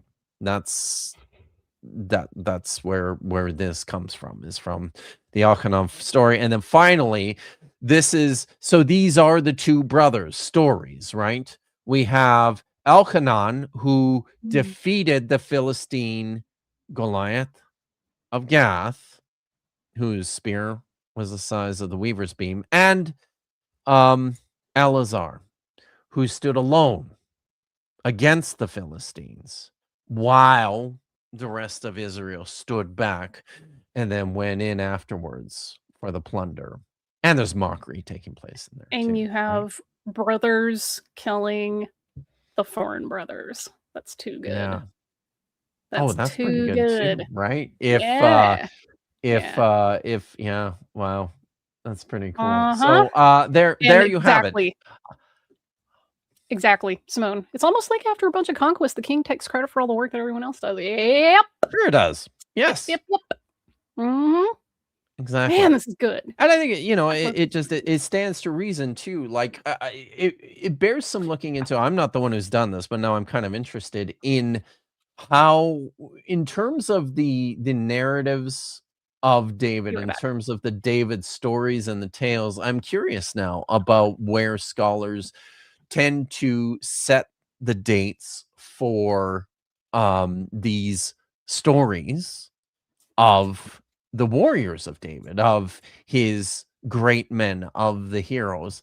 And it kind of has me wondering, well, maybe these like predate even the idea that there was one guy who galvanized the entire nation. Maybe these were just a collection of stories of great men who were all part of this pre-monarchic Israelite tribal league. I don't know. This is me spitballing and now wanting really to know about the antiquity of those stories in particular. So, but that's all I got. What do you guys think? Is that fun? I think that's pretty fun. That It's was way the fuck amazing. more fun than just saying, oh well, there's some, I don't know. It's Well, they tribal can't error. conflict, so yeah. Oh Justice for Elhanan and Eleazar, sons of Dodo. yeah. Dang. This is cool. It's it's a very cool text. This was just what I needed as a palate cleanser after last week. So there are still Can you give us over a fit 120 of you watching. Hey, did you what? Give us a fit check. Oh, yeah. It's that Slide one. to your right. Yeah. There we go. I won't say it I because somebody effing love the Bible. I This effing is do. so cool. It's fun. This was a God, very this is fun good. one. So Very look, cool. Jace loved it. He said Oh yeah. he This said is good. this I'm was actually thrilling. yeah, Thank I mean you, I'm Jason. taking notes on this. I'm hosting somebody for Shabbat dinner here in a couple hours or in 45 minutes actually. Uh-oh. And I'm gonna gonna shut down. be like showing them the notes and I'm gonna be like, check this out. So this is So gonna be cool. a conversation on Right. the Shabbat table tonight. This is gonna be awesome. It's very go. A couple very comments good. and then we can Yes. stop this. All right. Okay. Regarding rulers that were foreign, the Egyptians do that. Sennacherib does that. Mesha does that. Yep. Okay. Interesting how the royal annals of war tend to be, and I, the king, did all this stuff and killed all these men and took out these captives. Yeah. It's true, right? Eleazar's the guy they based Rambo on. Yeah, he is. Yes. Yeah. John Gurham says Yeah. David was the least of his brothers, so he definitely wasn't hot shit. Yeah. Before Pretty boy I have to shepherd. say so. I do have to say something. I have to say something He's the about Rambo youngest. though. Okay. Okay. John Rambo. First Blood is Mhm. First Blood. I was the other Rambo movies are okay, but First Blood was Good one. easily one of my favorite. Still is one of my favorite Day. action films. I think Sylvester Stallone is amazing in that movie. I think it's just an incredibly well-made movie. And even the other thing that I love about that movie is that First Blood was filmed in Hope, British Columbia, which is literally just up the road from me. Whoa. Yeah. Wow. There is actually there is a giant it's not a giant. There's a great big Rambo statue in Hope. Right on.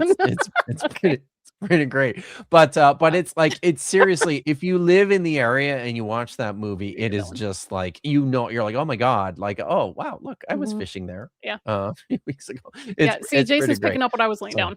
The B'nai Dodo Yes. is the David. That's exactly where I was going with that. Oh, my brain is like They're all Bethlehemites, right? That's why it worked. That's why it worked. That's why it worked. So this so good. This was much fun. Thanks everyone for Thank you, Kipp. for sticking with it. Yeah. I like these kind of streams. So that'll do it for us.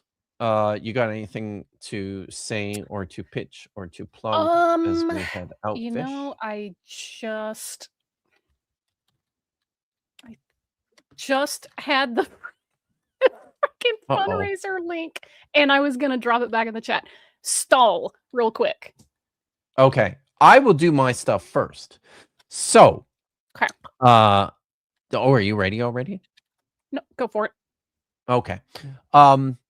Tomorrow is Saturday, which means that Vish and I will be back on Dapper Dinosaur's channel at 11 o'clock Pacific, 2 o'clock Eastern for another thrilling episode of Dapper Reacts. Be sure to come and say hi and to check it out. And because tomorrow's Saturday, you also know that that means tomorrow night is another installment of Budget Scripture Saturday with Nitty and Dr. Tapioca Weasel. So that starts at 7 o'clock Pacific, 10 o'clock Eastern. It's fun.